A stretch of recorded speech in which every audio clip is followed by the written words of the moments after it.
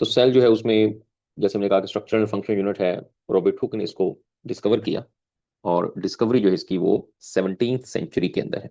17th century, क्योंकि अगर century के बारे में पूछ लिया जाए तो 17th सेंचुरी है। अगर वैसे आपके पास डेट आ जाए तो 1665 में रॉबर्ट हुक ने इसको डिस्कवर किया था। और रॉबर्ट हुक ने सेल्फ मेड माइक्रोस्कोप से इसको डिस्कवर किया। और इसने उस सेल के काम को पब्लिश किया था माइक्रोग्राफिया में। यानी माइक्रोग्राफिया उसकी एक पब्लिकेशन थी जिसमें सेल से रिलेटेड जो काम था उसको पब्लिश किया गया। अब इसने क्या चीज माइक्रोस्कोप से देखी? रॉबर्ट हुक ने प्लांट के अंदर जो डेड सेल वॉल थी वो उसने ऑब्जर्व की। ये क्वेश्चन आ सकता है कि जब उसने सेल को डिस्कवर किया तो उसने किस पार्ट को स्टडी किया? और उसने जो स्टडी किया वो उसकी सेल वॉल को, यानी कि देखा कि ये इसके अंदर जो जो प्रोमिनेंटली उसके अंदर नजर आ रही थी डेड प्लांट मटेरियल में एक्चुअली, क्योंकि माइक्रोस्कोप में इतनी ज्यादा एडवांसमेंट नहीं थी जिसकी वजह से इसको बाकी पार्ट जो है वो नजर नहीं आए। इसी तरह से बाद में डिफरेंट साइंटिस्ट है उसकी कॉन्ट्रीब्यूशंस इसमें है। उसमें लॉरेंस जॉकिन है। उसने ये कहा था कि जितने भी लिविंग ऑर्गेनिज्म है वो वेजिकल से मिलकर बनते हैं। इसके अलावा लमार्क ने कहा था कि कोई ऑर्गेनिज्म ऐसा नहीं है जिसमें सेल ना हो, यानी तमाम चीजें सेल जो है उससे मिलकर बनती हैं। फिर इसी तरह से रॉबर्ट ब्राउन ने न्यूक्लियस को डिस्कवर किया। Schleiden and Schwann they formulated the cell theory. और cell theory is one of the most generalized concept in the biology. फिर रुडोल्फ विर्चू के एक टर्म आप जानते हैं, ओमिनी सेलुलाइज सेलुला। उसने कहा कि new sales arise from the pre existing cells. तो इस तरह से डिफरेंट जो टर्म्स हैं साइंटिस्ट ने दी। फिर लुईस पास्चर की कंट्रीब्यूशन आई थी, उसमें एक्सपेरिमेंटल प्रूफ दिया था विर्चूज हाइपोथेसिस का। उसका ज्यादा काम बैक्टीरिया पर था कि न्यू बैक्टीरिया जो बनते हैं वो पहले से जो मौजूद बैक्टीरिया है वहीं से बनेंगे। फिर ऑगस्ट वेसमैन का काम आ जाता है जिसमें उसने कहा कि तमाम ऑर्गेनिज्म होते हैं उनमें कॉमन इंसेस्टर्स जो प्रेजेंट होते हैं। तो इस तरह से करके जो साइंटिस्ट इससे रिलेटेड है, इनकेस अगर ये क्वेश्चन आ जाए तो आपने इनके बारे में बताना है। अकॉर्डिंग टू द सिलेबस हमारे पास जो पहला टॉपिक है, जो बहुत इंपॉर्टेंट टॉपिक है, that is the difference between animal cell and plant cell. ये बहुत इंपॉर्टेंट, इसमें से मस्ट क्वेश्चन जो है वो पेपर के अंदर आना है। अब आपने डिफरेंसेस जो कवर इसमें करने हैं वो कंप्लीट डिफरेंसेस कवर करने हैं, यानी उसके अंदर ये नहीं है कि कोई कर लिया या कोई एक स्पेसिफिक चैप्टर के अंदर आपसे पूछा जाए। अब उसमें ज्यादातर तो ऑर्गेनल्स के डिफरेंस है। अब ज्यादातर क्वेश्चन भी पेपर में किस तरह, दो तीन तरह से सवाल आता है। एक क्वेश्चन जो है वो इस तरह का बन सकता है, unlike animal cell plant cell have. एक ये स्टेटमेंट मैं बता रहा हूँ कि स्टेटमेंट किस तरह की आ सकती है। अब लाइक पहली ऑप्शन आ जाती है लाइसोसोम की। बीटा इसके अंदर ऑप्शन आ जाती है गोल्जी बॉडीज की। चार्ली इसके अंदर ऑप्शन आ जाती है ग्लाइयोक्सीसोम्स की। और डेल्टा जो ऑप्शन आ जाती है वो ऑल करेक्ट किया जाती है। तो इसमें कौन सा हम लिखेंगे? सी ऑप्शन इसमें करेक्ट होगा। यस, ग्लाइयोक्सीसोम। तो अब इसमें लिखा था अनलाइक एनिमल सेल, यानी एनिमल सेल में वो ना हो लेकिन प्लांट सेल के अंदर हो। तो अब इसके अंदर जो गोल्जी है ये तो दोनों के अंदर प्रेजेंट है। और लाइसोसोम जो है ये सिर्फ एनिमल में होता है, प्लांट में नहीं होता। तो इस तरह से कई स्टेटमेंट, जैसे एक स्टेटमेंट जैसे like animal cells plant cells lack, या unlike animal cell plant cell lack, इस तरह के कई स्टेटमेंट बन सकते हैं। उसमें आपने देखना है कि या तो प्लांट के साथ रिलेट करके पूछ रहे हैं, या वो एक्सक्लूसिवली ऐसा फंक्शन पूछ रहा है जो उसका जो स्ट्रक्चर पूछ रहा है जो प्लांट के अंदर है या वो एनिमल के अंदर है। इस तरह से आपसे क्वेश्चन जो है वो आ सकता है। तो इसमें जो डिफरेंसेस हैं उसको हम एक एक करके जो डिस्कस करते हैं। एक तरफ हम एनिमल सेल को ले लेते हैं, दूसरी तरफ जो है हम प्लांट सेल को ले लेते हैं, और इनमें हम देखते हैं कि इनमें आपको क्या डिफरेंस मिलते हैं। सबसे पहले तो प्लांट और एनिमल सेल के अंदर आपको शेप का डिफरेंस मिलता है। प्लांट सेल की जो शेप होती है वो यूजुअली राउंड या इरेगुलर होती है। और जो प्लांट सेल है, जो एनिमल सेल, उसमें राउंड इरेगुलर होगी। प्लांट सेल की जो शेप है वो फिक्स्ड होती है क्योंकि उसमें सेल वॉल है, या हम कहते हैं कि ये रेक्टेंगुलर या क्यूबिक की फॉर्म में प्रेजेंट होते हैं। अब इसमें इरेगुलर इसी वजह से है कि इसमें सेल वॉल नहीं होती एनिमल सेल के अंदर। प्लांट सेल में फिक्स्ड इसी वजह से है कि इसके अंदर सेल वॉल जो है वो प्रेजेंट होती है। फिर दोनों में साइज का भी डिफरेंस है। एनिमल सेल स्मॉल साइज होते हैं, 10 से 30 माइक्रोमीटर तक इनका साइज होता है। ये बड़े साइज के सेल होते हैं, इनका 100 माइक्रोमीटर तक साइज होता है। इसके अलावा वैक्यूल का एक बहुत प्रोमिनेंट डिफरेंस है कि एनिमल सेल में वैक्यूल जो है वो स्मॉल होते हैं और प्लांट सेल के अंदर लार्ज सिंगल वैक्यूल प्रेजेंट होता है। जैसे अगर हम एनिमल सेल को देखते हैं कि शेप इसकी, जैसे मैंने कहा कि स्फेरिकल या इरेगुलर सी है, प्लांट सेल के अंदर शेप जो है वो ऐसे रेक्टेंगल और फिक्स्ड शेप आपको मिलती है, इसमें चेंज नहीं आती। एनिमल सेल के अंदर जो दरमियान में न्यूक्लियस प्रेजेंट होता है, प्लांट के सेल का जो सेंटर है that is covered by the vacuole and nucleus is push towards the periphery, एक तरफ होता है due to the presence of the large vacuole. So ये वैक्यूल प्लांट के सेल में बड़े साइज का है, इसकी इंपॉर्टेंस जो है आपको मिलती है। वैक्यूल के अंदर जो सेल मेम्ब्रेन है उसको टोनो जो प्लास्ट कहते हैं इसकी मेम्ब्रेन को, और प्लांट के सेंटर के अंदर जो मटेरियल होता है सेल के, वो मटेरियल एनिमल सेल के जो सेंटर में है उससे फर्क होता है। इसके अंदर सेल सैप होता है, सेल सैप जो वैक्यूल का मैट्रिक्स उसको कहते हैं। लेकिन एनिमल के सेल के सेंटर में न्यूक्लियोप्लाज्म होता है, क्योंकि न्यूक्लियस सेंटर के अंदर है तो यहाँ पर न्यूक्लियोप्लाज्म। तो ये आपको इसमें डिफरेंस है वो मिलता है। तो ये एक बड़ा प्रोमिनेंट डिफरेंस दोनों के अंदर हमें यहाँ पर मिलेगा। दूसरा, एनिमल सेल जो है इसके अंदर at right angle to each other here are the pair of centriole, centriole present होता है। लेकिन प्लांट सेल के अंदर सेंट्रियोल नहीं। तो यहां पर तो सेंट्रियोल जो होता है उससे स्पिंडल अराइज होते हैं। तो क्या एनिमल में स्पिंडल्स नहीं होते? स्पिंडल्स होते हैं, लेकिन स्पिंडल जो है वो अराइज होते हैं बेसल प्रोटीन से, सेंट्रियोल से राइज नहीं होते, बेसल प्रोटीन से राइज होते हैं। तो ये भी इन दोनों के अंदर डिफरेंस आ गया। तो अब सेल डिवीजन से रिलेटेड अगर हम डिफरेंस देख रहे हैं, तो जो एनिमल का सेल होता है इसके लिए हम एक वर्ड यूज करते हैं कि इसके जो माइटोटिक अपरेटस होता है सेल डिवीजन के दौरान जो बनता है, उसमें एस्टर्स होते हैं, लेकिन इसमें एस्टर्स नहीं होते। ये माइक्रोट्यूब्यूल्स ही होती हैं जो कि इसके अंदर प्रेजेंट हैं। अगर इसमें एस्टर्स नहीं है तो एक वर्ड यूज करते हैं इसमें एनेस्ट्रल, और अगर इसमें एस्टर्स प्रेजेंट होते हैं और दोनों तरफ एस्टर्स प्रेजेंट होते हैं, हम एनिमल सेल के लिए वर्ड यूज करते हैं एम्फी एस्ट्रल, यानी इसमें दोनों तरफ एस्टर्स जो है वो प्रेजेंट है, जो कि माइटोटिक अपरेटस जिसमें स्पिंडल भी आ जाते हैं, एस्टर्स भी आ जाते हैं, ये आपको इसका जो है वो पार्ट मिलेगा।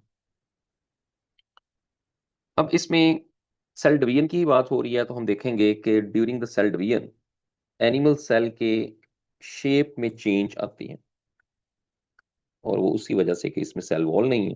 लेकिन प्लांट के सेल में सेल डिवीजन के दौरान no change in cell shape, cell की जो शेप है उसमें चेंज नहीं आती।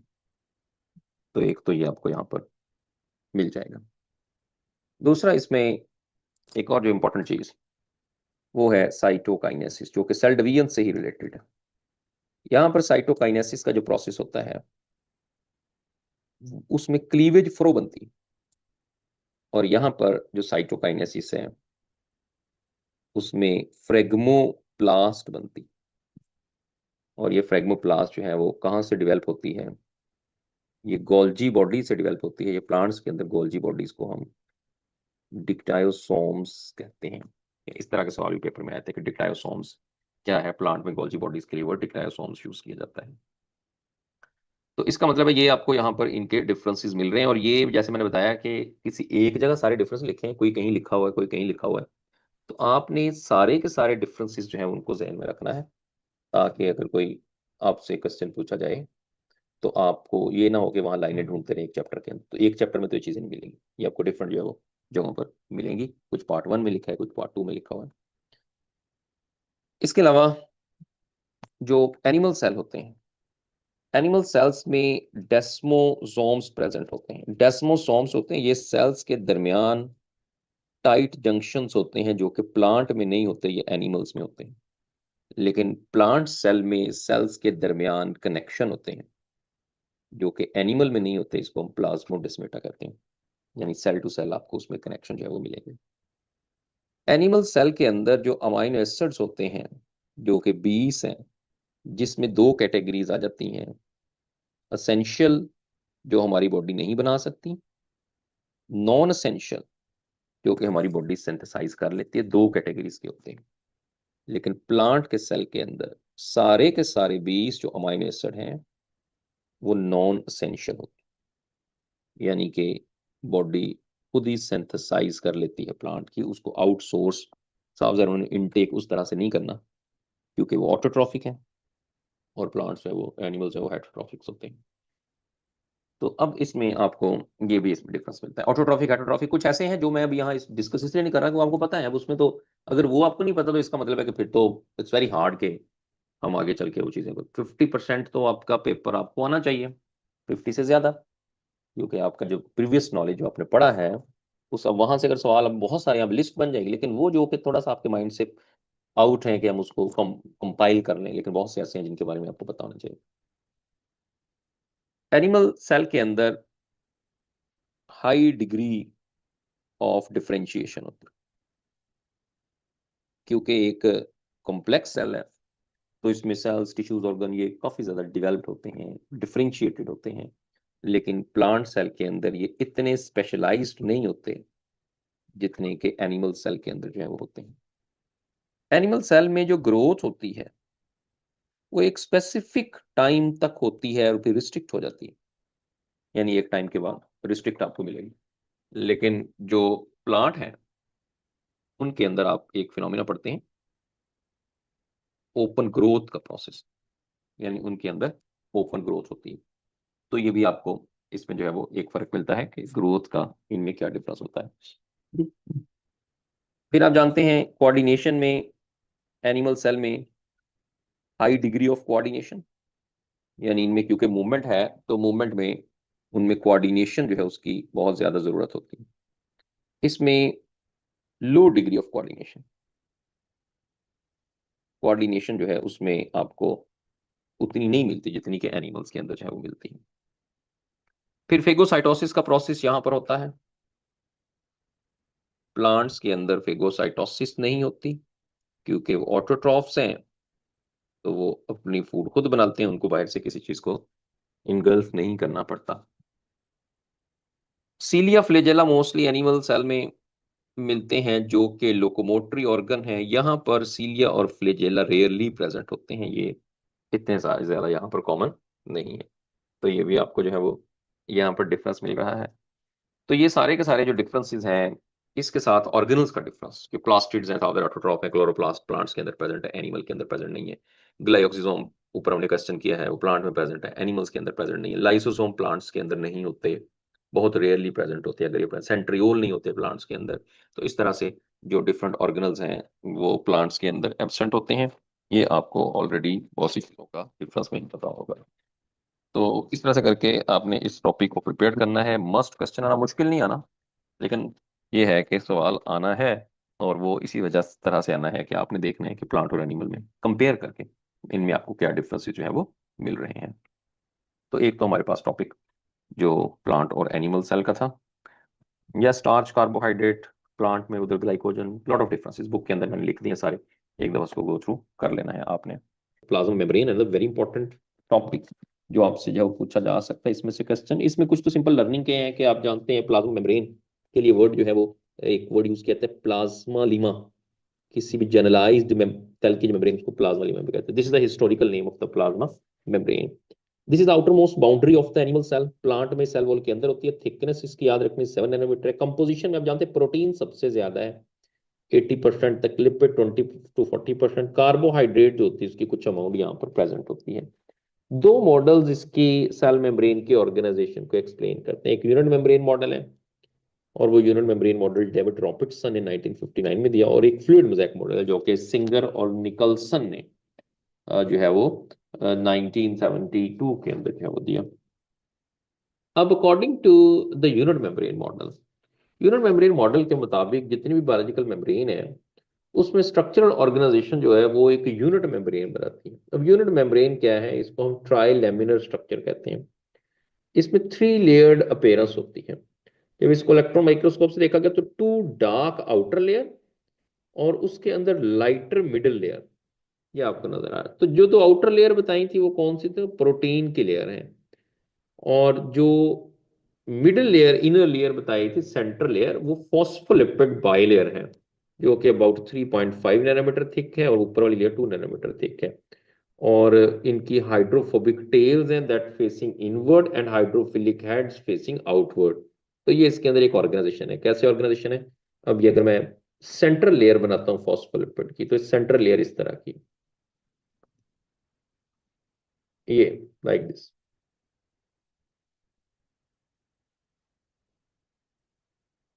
ये सेंट्रल लेयर फॉस्फोलिपिड। अब इस सेंट्रल लेयर में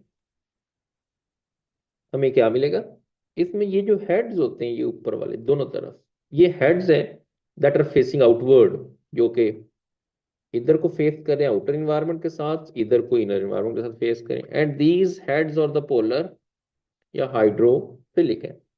और ये जो आपको मिडिल में लेयर मिल रही है, मिडिल जो है ये वाला पार्ट, ये टेल है, these of the non polar या हाइड्रोफोबिक, ये एक दूसरे की तरफ है, they are facing each other. तो दैट्स ऑर्गेनाइजेशन। और बाकी जो आउटर लेयर है, ये उन्होंने बताया कि प्रोटीन की लेयर है। ये एक ट्रायल लेमिनर मॉडल था जो कि यूनिट मेम्ब्रेन मॉडल था, लेकिन एक्चुअली जो मॉडल करेक्ट है वो ये नहीं है। और वो मॉडल जो है वो फ्लूइड मोज़ेक मॉडल है, उस पर आगे हम बात भी करेंगे।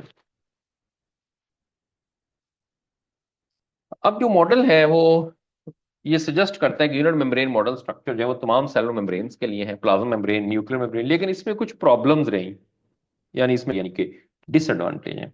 क्या डिसएडवांटेज या लिमिटेशन क्या है? It does not account for the variability in the protein composition and arrangement in the different types of membrane। मुख्तलिफ तरह के मेम्ब्रेन के अंदर वेरिएशन को इसने एक्सप्लेन नहीं किया, ना ही प्रोटीन की कंपोजिशन की वेरिएबिलिटी जो है उसको देखा। It does not explain the fluidity of the dynamic nature of the protein within the lipid bilayer। यानी ये फ्लूइडिटी को भी जो है एक्सप्लेन नहीं कर पाया, जिसकी वजह से फिर जो मोस्ट एक्सेप्टेड मॉडल है, that model is the fluid mosaic model by singer and Nicholson. 1972 के अंदर ये मॉडल दिया गया।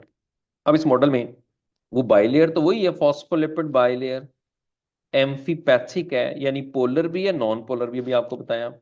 हेड्स जो है वो बाहर की तरफ है, टेल एक दूसरे की तरफ है, ऊपर वही बात है सेम। प्रोटीन जो है उसमें मुख्तलिफ तरह की प्रोटीन है। वो प्रोटीन जो होते हैं वो इम्बेडेड है लिपिड बाइलेयर के अंदर, वो कॉन्टिन्यूस नहीं है। प्रोटीन जो है वो डिसकॉन्टिन्यूस है। ये प्रोटीन इंटेग्रल प्रोटीन है that embedded with in the lipid bilayer, और स्पेनिंग द मेम्ब्रेन, वो उसके अंदर जो है प्रेजेंट है, इम्बेडेड है, फुली इम्बेडेड है। पेरिफेरल जो होती हैं वो है जो कि लूजली अटैच होती हैं आउटर या inner circuit of the bilayer. यानी अब यहाँ दो चीजें, कि अगर मैं यहाँ पर देखूं, हमने बाइलेयर बनाई, ये आगे लिपिड बाइलेयर। अब जो प्रोटीन है ये दो तरह से है। एक प्रोटीन इस तरह से है जो कि इसके अंदर की तरफ है, लाइक दिस, अंदर मुकम्मल तौर पर दसी हुई, that protein is called the integral protein. ये इंटेग्रल प्रोटीन। और दूसरी तरह की प्रोटीन ऐसी हैं जो कि ये पार्शली इंबेडेड होती हैं, उसमें मुकम्मल तौर पे नहीं है। These protein are called the external or extrinsic protein. Extrinsic, ये यहां पर वर्ड जो पेरिफेरल भी इसके लिए वर्ड यूज हुआ है, यानी ऊपर की तरफ, अंदर नहीं है।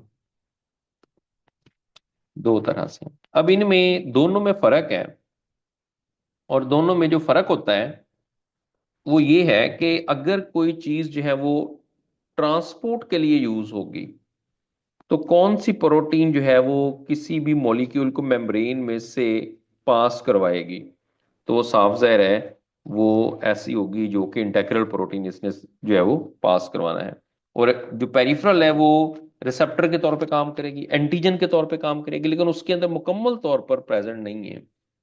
स्पेनिंग का भी मतलब ये होता है कि जो अक्रॉस दैट, यानी मुकम्मल तौर पर उसके अंदर धसी हुई है, उसको हम स्पेनिंग कहते हैं। यानी वो एक्सटेंडेड अक्रॉस वर्ड यूज होता है। अगर हम फंक्शंस देखें प्रोटीन के, तो प्रोटीन जो है वो ट्रांसपोर्ट में काम करती है, चैनल के तौर पे, कैरियर के तौर पे, सिग्नल ट्रांसडक्शन में, जैसे हार्मोन का इफेक्ट होता है वो भी प्रोटीन ने ही डिटेक्ट करना है। इंजाइमेटिक एक्टिविटी है, जैसे एडेनाइल साइक्लेस जो कि एटीपी को एएमपी में कन्वर्ट करता है, एक सेकंड मैसेंजर के तौर पे काम करता है। रिकग्निशन में अगर किसी रिसेप्टर के तौर पे काम करना है, वो भी प्रोटीन ने काम करना है। यानी मूवमेंट में भी प्रोटीन का रोल है, इंजाइम के तौर पे भी वहां प्रोटीन काम कर सकती हैं, रिसेप्टर के तौर पे भी काम कर सकती हैं, किसी सिग्नल को अगर रिसीव करना है उसके तौर पे भी काम कर, ये प्रोटीन के रोल है। कार्बोहाइड्रेट्स होते हैं जो कि बाहर की तरफ है, एक्स्ट्रा सेलुलर साइड पे, लिपिड के साथ या प्रोटीन के साथ अटैच होते हैं, इनको ग्लाइकोलिपिड या ग्लाइकोप्रोटीन कहते हैं। कलेक्टिवली इनके लिए एक वर्ड यूज होता है ग्लाइकोकैलिक्स, या इनको cell surface marker, cell coating, sign boards of cell, ये सारे नाम इसके लिए यूज होते हैं, जो कि रिकग्निशन और कम्युनिकेशन में काम करते हैं।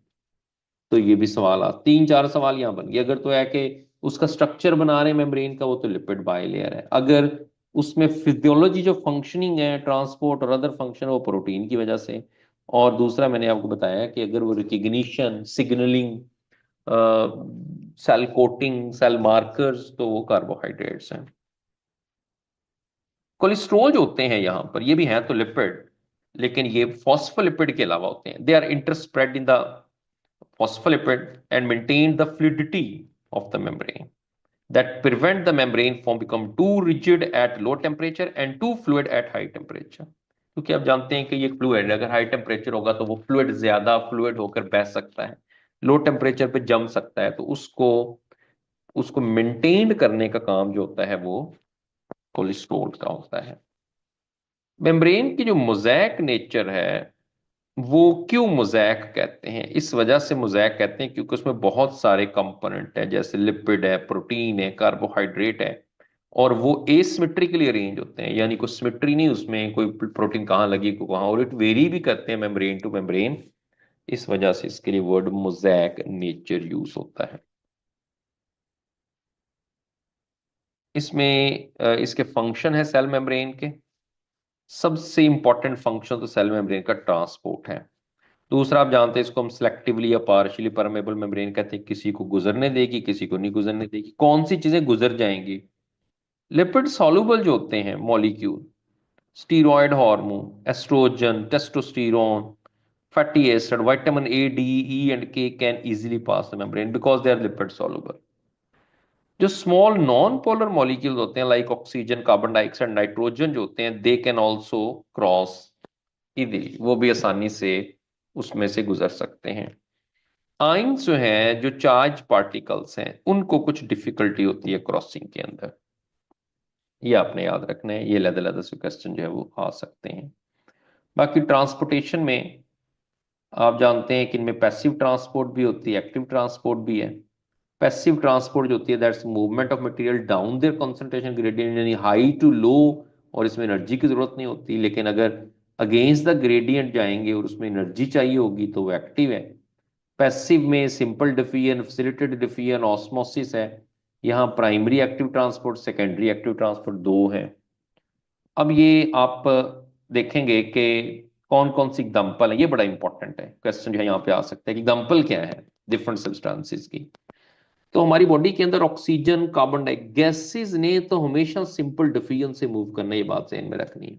किसी जगह लंग्स में, सेल्स के अंदर, बॉडी के अंदर ग्लूकोज अमाइन एसिड ने फैसिलिटेटेड डिफिजन से मूव करना है, ये भी बड़ा इंपॉर्टेंट है। ग्लूकोज का अपटेक होना है, अमाइन एसिड ने जाना है वाटर ऑस्मोसिस के जरिए, ये तो होगी passive transport.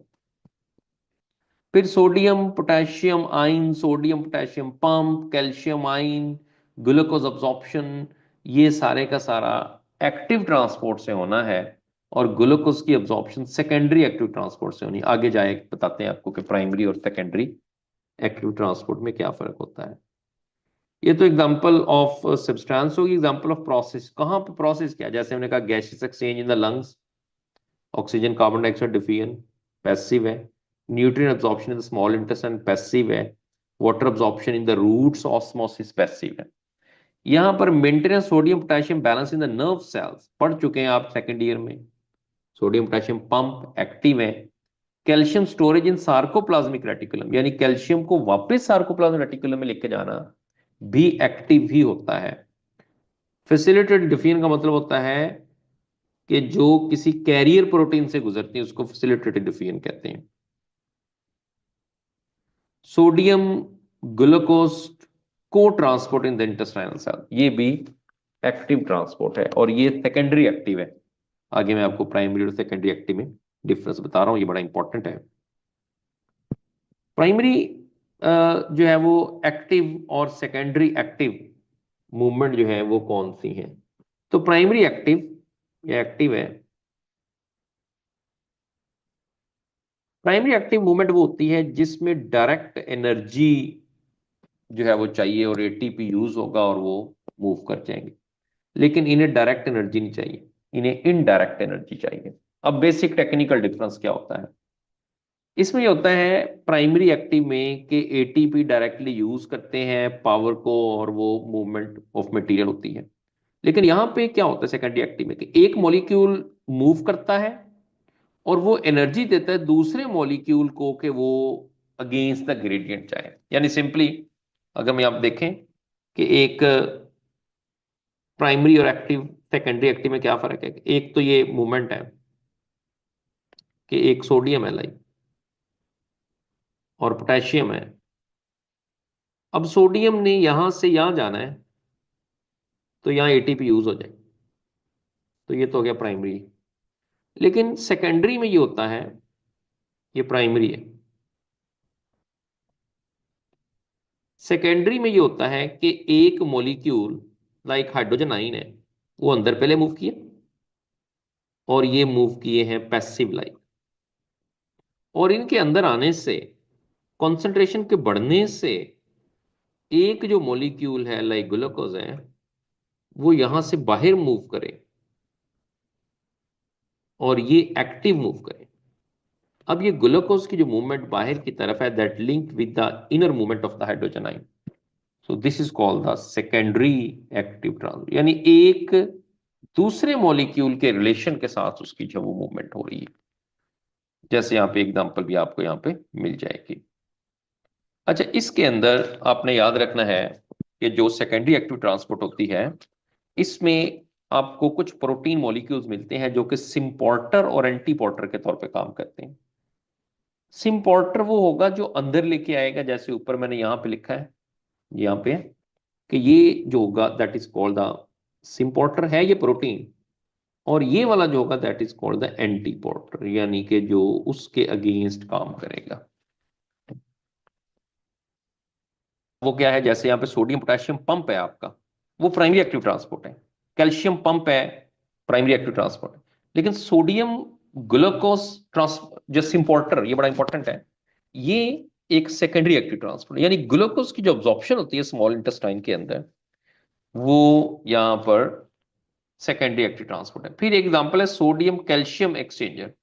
Sodium move into the cells that drive calcium move out of the cell, यानी एक अंदर जाएगा उसको बाहर भेजेगी, that is called the secondary active transport. तो ये कुछ दो एग्जांपल है, बस ये याद रखनी है, बाकी फिनोमिना आपको यहाँ पर बता दिए। अच्छा, एक वर्ड यूज होता है बल्क ट्रांसपोर्ट का। बल्क ट्रांसपोर्ट में दो चीजें आ जाती हैं, एंडोसाइटोसिस और एक्सोसाइटोसिस। अब ये भी एक्टिव ट्रांसपोर्ट या एनर्जी इनमें भी चाहिए होती है। अगर किसी मटेरियल को प्रोसेस को अंदर लेके जाना है, टेकिंग इन ऑफ सब्सटेंस, तो उसको एंडोसाइटोसिस कहते हैं। अगर किसी चीज को बाहर रिलीज करना है तो एक्सोसाइटोसिस।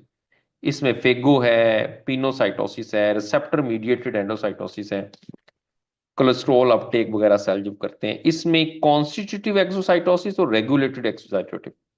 कॉन्स्टिट्यूटिव एक्सोसाइटोसिस का मतलब होता है कि कंटिन्यूअस रिलीज ऑफ सब्सटेंस, जैसे secretion of the protein like collagen, वो सक्रीट होती रहती है हर वक्त, वो तो हो गया कॉन्स्टिट्यूटिव। लेकिन एक वो होता है जो कि ट्रिगर्ड होता है, जैसे आपने न्यूरोट्रांसमीटर्स का पढ़ा है, रिलीज होता है या इंसुलिन रिलीज होता है किसी और सिग्नल की वजह से, तो ऐसी एक्सोसाइटोस को रेगुलेटेड एक्सोसाइटोस कहते हैं। जैसे आपने देखा कैल्शियम अंदर आएगा और कैल्शियम आके न्यूरोसेक्रेटरी जो वेजिकल्स होंगे उनको रेगुलेट करेगा और वो जाकर फिर प्री साइनेप्टिक मेम्ब्रेन के साथ फ्यूज करेंगे और फिर वो न्यूरोट्रांसमीटर साइनेप्टिक क्लेफ्ट के अंदर रिलीज हो जाएगा। तो ये इसको हम बल्क ट्रांसपोर्ट कहते हैं। तो ट्रांसपोर्ट से रिलेटेड ये कुछ टर्म्स हैं, इनमें से सेल मेम्ब्रेन से रिलेटेड पॉइंट था, इससे रिलेटेड अगर क्वेश्चन है, कोई कन्फ्यूजन है तो आप पूछ सकते हैं जी। उसके बाद हम यहाँ पर एक कोऑर्डिनेशन जो है वो स्टडी करेंगे डिफरेंट ऑर्गेनल्स के दरमियान, जो कि बहुत इंपॉर्टेंट है, और उससे हमारे 2-3 टॉपिक जो है वो ओवरऑल वहां से कवर होंगे, जो जिनमें से मोस्टली क्वेश्चन जो है वो एग्जाम के अंदर पूछा जा सकता है। अब वो जो ऑर्गेनल्स का कोऑर्डिनेशन है, उसमें हमारे पास जो है वो 3 तरह के ऑर्गेनल्स आपको मिलते हैं जिनका हम कोऑर्डिनेशन पढ़ेंगे। Endoplasmic reticulum, Golgi bodies and lysosomes. इन तीनों को हमने एट अ टाइम एक डायग्राम के अंदर जो है वो देखना है, और इससे रिलेटेड जो है वो आपसे क्वेश्चन लाजमी पूछा जा सकता है। अब एक सेल का मैं यहाँ पर डायग्राम बनाता हूँ, और उसमें हम चीज़ें सारी जो है वो इसको कवर करते हैं। लाइक ये हमारे पास एक सेल है, और सेल के अंदर आप जानते हैं कि यहाँ पर न्यूक्लियस प्रेजेंट है, ये इसमें न्यूक्लियस है। अब आप जानते हैं कि एक सबसे ज्यादा जो कॉमनली मेम्ब्रेन सिस्टम के अंदर प्रेजेंट होती हैं सेल में, these are actually the endoplasmic reticulum. तो थ्रू आउट द साइटोप्लाज्म ये स्प्रेड होती हैं। तो यहीं से हम इसको स्टार्ट करेंगे, एंडोप्लाज्मिक रेटिकुलम। और एंडोप्लाज्मिक रेटिकुलम की जो मेम्ब्रेन है, आप जानते हैं उसके लिए वर्ड यूज किया जाता है सिस्टर्नी। और एंडोप्लाज्मिक रेटिकुलम की 2 टाइप आपको मिलती हैं, एक रफ एंडोप्लाज्मिक रेटिकुलम, क्योंकि इनके साथ राइबोसोम अटैच होते हैं सिस्टर्नल सरफेस पे, और दूसरी जो है वो स्मूथ एंडोप्लाज्मिक रेटिकुलम, क्योंकि इसके साथ जो है वो राइबोसोम्स नहीं होते, उनकी सरफेस जो है वो स्मूथ होती है। जो रफ सरफेस एंडोप्लाज्मिक रेटिकुलम है, क्योंकि उनके साथ राइबोसोम प्रेजेंट होते हैं, तो वो करते हैं प्रोटीन सिंथेसिस का काम, ट्रांसलेशन करते हैं। और जो स्मूथ एंडोप्लाज्मिक रेटिकुलम है, उनके फंक्शन में एक फंक्शन जो है वो लिपिड मेटाबॉलिज्म है, ये सवाल आ सकता है। दूसरा इसके अंदर फंक्शन जो है वो डिटॉक्सिफिकेशन ऑफ मटेरियल है, यानी किसी मटेरियल को डिटॉक्सिफाई करना। तीसरे नंबर पे इसका काम जो है that is the transmission of nerve impulse, क्योंकि ये एससीआर का फंक्शन बड़ा इंपॉर्टेंट है, ये पूछा जा सकता है। इसके अलावा इसका काम जो है वो कैल्शियम को स्टोर करना भी है, स्मूथ एंडोप्लाज्मिक रेटिकुलम का काम। और स्पेशली जो कैल्शियम को स्टोर करते हैं, वहां पर हम इसको सार्कोप्लाज्मिक रेटिकुलम कहते हैं, क्योंकि ये मसल्स के अंदर जो है वो प्रेजेंट होते हैं। कैल्शियम लेवल को भी रेगुलेट करना इन्हीं का काम जो है वो यहाँ पर होता है। इसके अलावा एक और बहुत इंपॉर्टेंट जो काम स्मूथ एंडोप्लाज्मिक रेटिकुलम करते हैं, वो है ट्रांसपोर्ट ऑफ मटेरियल्स। जो मटेरियल्स हैं उनको ट्रांसपोर्ट करने का काम जो है वो भी इसके अंदर आएगा। मटेरियल्स में लिपिड भी हैं, मटेरियल्स में प्रोटीन जो है वो प्रोटीन्स भी होती हैं। तो यहाँ पर आपको यहाँ पर ये मिलेंगे। स्मूथ और रफ एंडोप्लाज्मिक रेटिकुलम जो है, इसकी अपीयरेंस के अंदर भी फर्क होता है। अगर मैं स्मूथ एंडोप्लाज्मिक रेटिकुलम की अपीयरेंस देखता हूँ कि किस तरह के ये अपेयर्ड होते हैं, तो इनकी अपीयरेंस जो है वो आपको ट्यूबुलर मिलती, और स्मूथ मिलेगी सागर इनका, जो ये स्मूथ सरफेस्ड होते हैं। और जो रफ एंडोप्लाज्मिक रेटिकुलम होते हैं, ये लेस ट्यूबुलर होते हैं, ये इतने ट्यूब्स की तरह के नजर नहीं आते, ज्यादा फ्लैटेंड सैक से होते हैं, उस पर राइबोसोम्स होते हैं, लेकिन ये इंटरकनेक्टेड ट्यूब्यूल्स होते हैं, वो स्मूथ एंडोप्लाज्मिक रेटिकुलम होते हैं। दूसरा, अगर स्टेबिलिटी की हम बात करें, तो जो स्मूथ एंडोप्लाज्मिक रेटिकुलम होते हैं, क्योंकि उन्होंने ट्रांसपोर्ट में इन्वॉल्व होना है, जिसकी वजह से ये कम स्टेबल होते हैं, लेस स्टेबल। और ये क्योंकि इंटैक्ट रहते हैं, रफ, तो इनके अंदर स्टेबिलिटी जो है वो भी ज्यादा होती है, दे आर मोर स्टेबल। तो इस तरह से इनके अंदर भी कुछ डिफरेंसेस जो आपको यहाँ पर देखते हैं। अब जब हम रफ एंडोप्लाज्मिक रेटिकुलम देते हैं, तो जिस जगह रफ एंडोप्लाज्मिक रेटिकुलम प्रेजेंट होते हैं, जिस साइट पर, उसके लिए हम एक वर्ड यूज करते हैं, दैट इज कॉल्ड द एर्गेस्टोप्लाज्म। ये याद रखना है, एर्गेस्टोप्लाज्म। ये एर्गेस्टोप्लाज्म ये स्पेसिफिकली रीजन होता है जो कि साइटोप्लाज्म का रीजन है, जिस जगह पर rich in rough endoplasmic reticulum, rough endoplasmic reticulum बहुत ज्यादा, उसको एर्गेस्टोप्लाज्म कहते हैं। और यही एर्गेस्टोप्लाज्म अगर आप नर्व सेल के अंदर देखेंगे, तो नर्व सेल में इसी एर्गेस्टोप्लाज्म को निसल्स ग्रेन्यूल भी कहते हैं। ये आपने टर्म पढ़ी, that is actually the region of the cytoplasm in the nerve cells. That is more concentrated with the rough endoplasmic reticulum, यानी राइबोसोम्स और एंडोप्लाज्मिक रेटिकुलम ज्यादा होते हैं वहां पर, तो उसको हम जो है वो रफ एंडोप्लाज्मिक रेटिकुलम जो है वो रीजन कहेंगे। ये सारी इंफॉर्मेशन आपने एंडोप्लाज्मिक रेटिकुलम जो है उसके लिए याद रखनी है, क्वेश्चन आ सकता है। तो अब एंडोप्लाज्मिक रेटिकुलम में जो स्मूथ एंडोप्लाज्मिक रेटिकुलम है वहां से आगे ट्रांसपोर्टेशन का प्रोसेस होना है, और ट्रांसपोर्टेशन के प्रोसेस बहुत इंपॉर्टेंट है, इसमें कोऑर्डिनेशन बहुत इंपॉर्टेंट है। अब लाइक मैं कह रहा हूं कि here are the smooth endoplasmic reticulum. अब स्मूथ एंडोप्लाज्मिक रेटिकुलम ट्रांसपोर्टेशन में इसमें से वेसिकल्स अराइज होंगे। अब किस तरह से वेसिकल्स अराइज होंगे, लाइक मैं कह रहा हूं कि दिस इज एससीआर, एससीआर से वेसिकल्स अराइज होंगे और उनके अंदर वो कंटेंट होंगे जो कि ट्रांसपोर्ट होने हैं। These vesicles are called the transport vesicles. इन ट्रांसपोर्ट वेसिकल के अंदर क्या क्या कंपोनेंट हो सकते हैं, इसमें लिपिड्स, प्रोटीन्स, दो कंपोनेंट जो है वो इसके अंदर जो कि सिंथेसाइज हुए वो इसके अंदर होंगे। अब ये वेसिकल जो होंगे ये आपस में फ्यूज करके एक बड़ा सा सैक बनाएंगे। तो इसका मतलब है कि ये आपस में फ्यूज किए और फ्यूज करके इन्होंने एक बड़ा सैक बनाया, और वो जो सैक जो ये बनाएंगे उसको हम कहते हैं गोल्जी बॉडी। ये गोल्जी बॉडी, तो एक पॉइंट तो यहां पर और हमें पता चल गया कि गोल्जी बॉडीज ने कहां से बनना है, एंडोप्लाज्मिक रेटिकुलम से बनना है। अब इस तरह के जो गोल्जी बॉडीज हैं which are actually the cisternal sac, ये सिस्टर्नल सैक हैं, यानी कि जो मेम्ब्रेन है एंडोप्लाज्मिक वहीं से बने, तो इस वजह से इसको सिस्टर्नल सैक कहेंगे।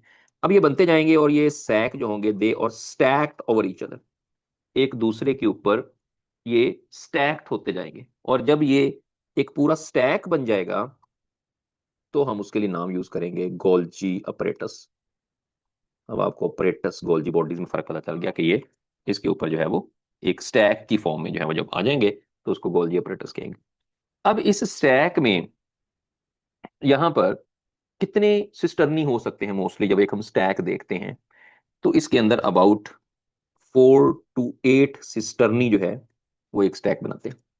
अब इनके ऊपर से फिर वेसिकल अराइज होते हैं, यहां से भी वेसिकल अराइज होते हैं।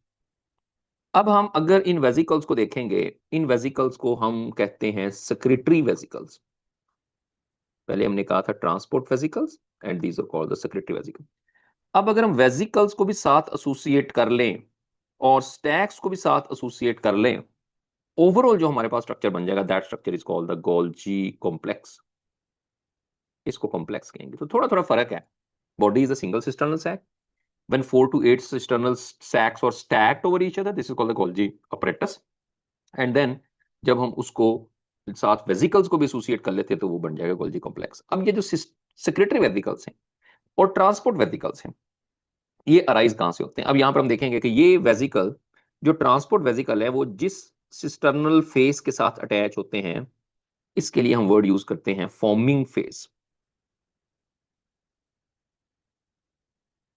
या इसको हम सिस फेस कहते हैं, या इसको हम कहते हैं this is the outer convex face. और जिस फेस से ये सेक्रेटरी वेसिकल अराइज होते हैं उसको हम मिच्योरिंग फेस कहते हैं। मिच्योरिंग भी वर्ड यूज हो सकता है।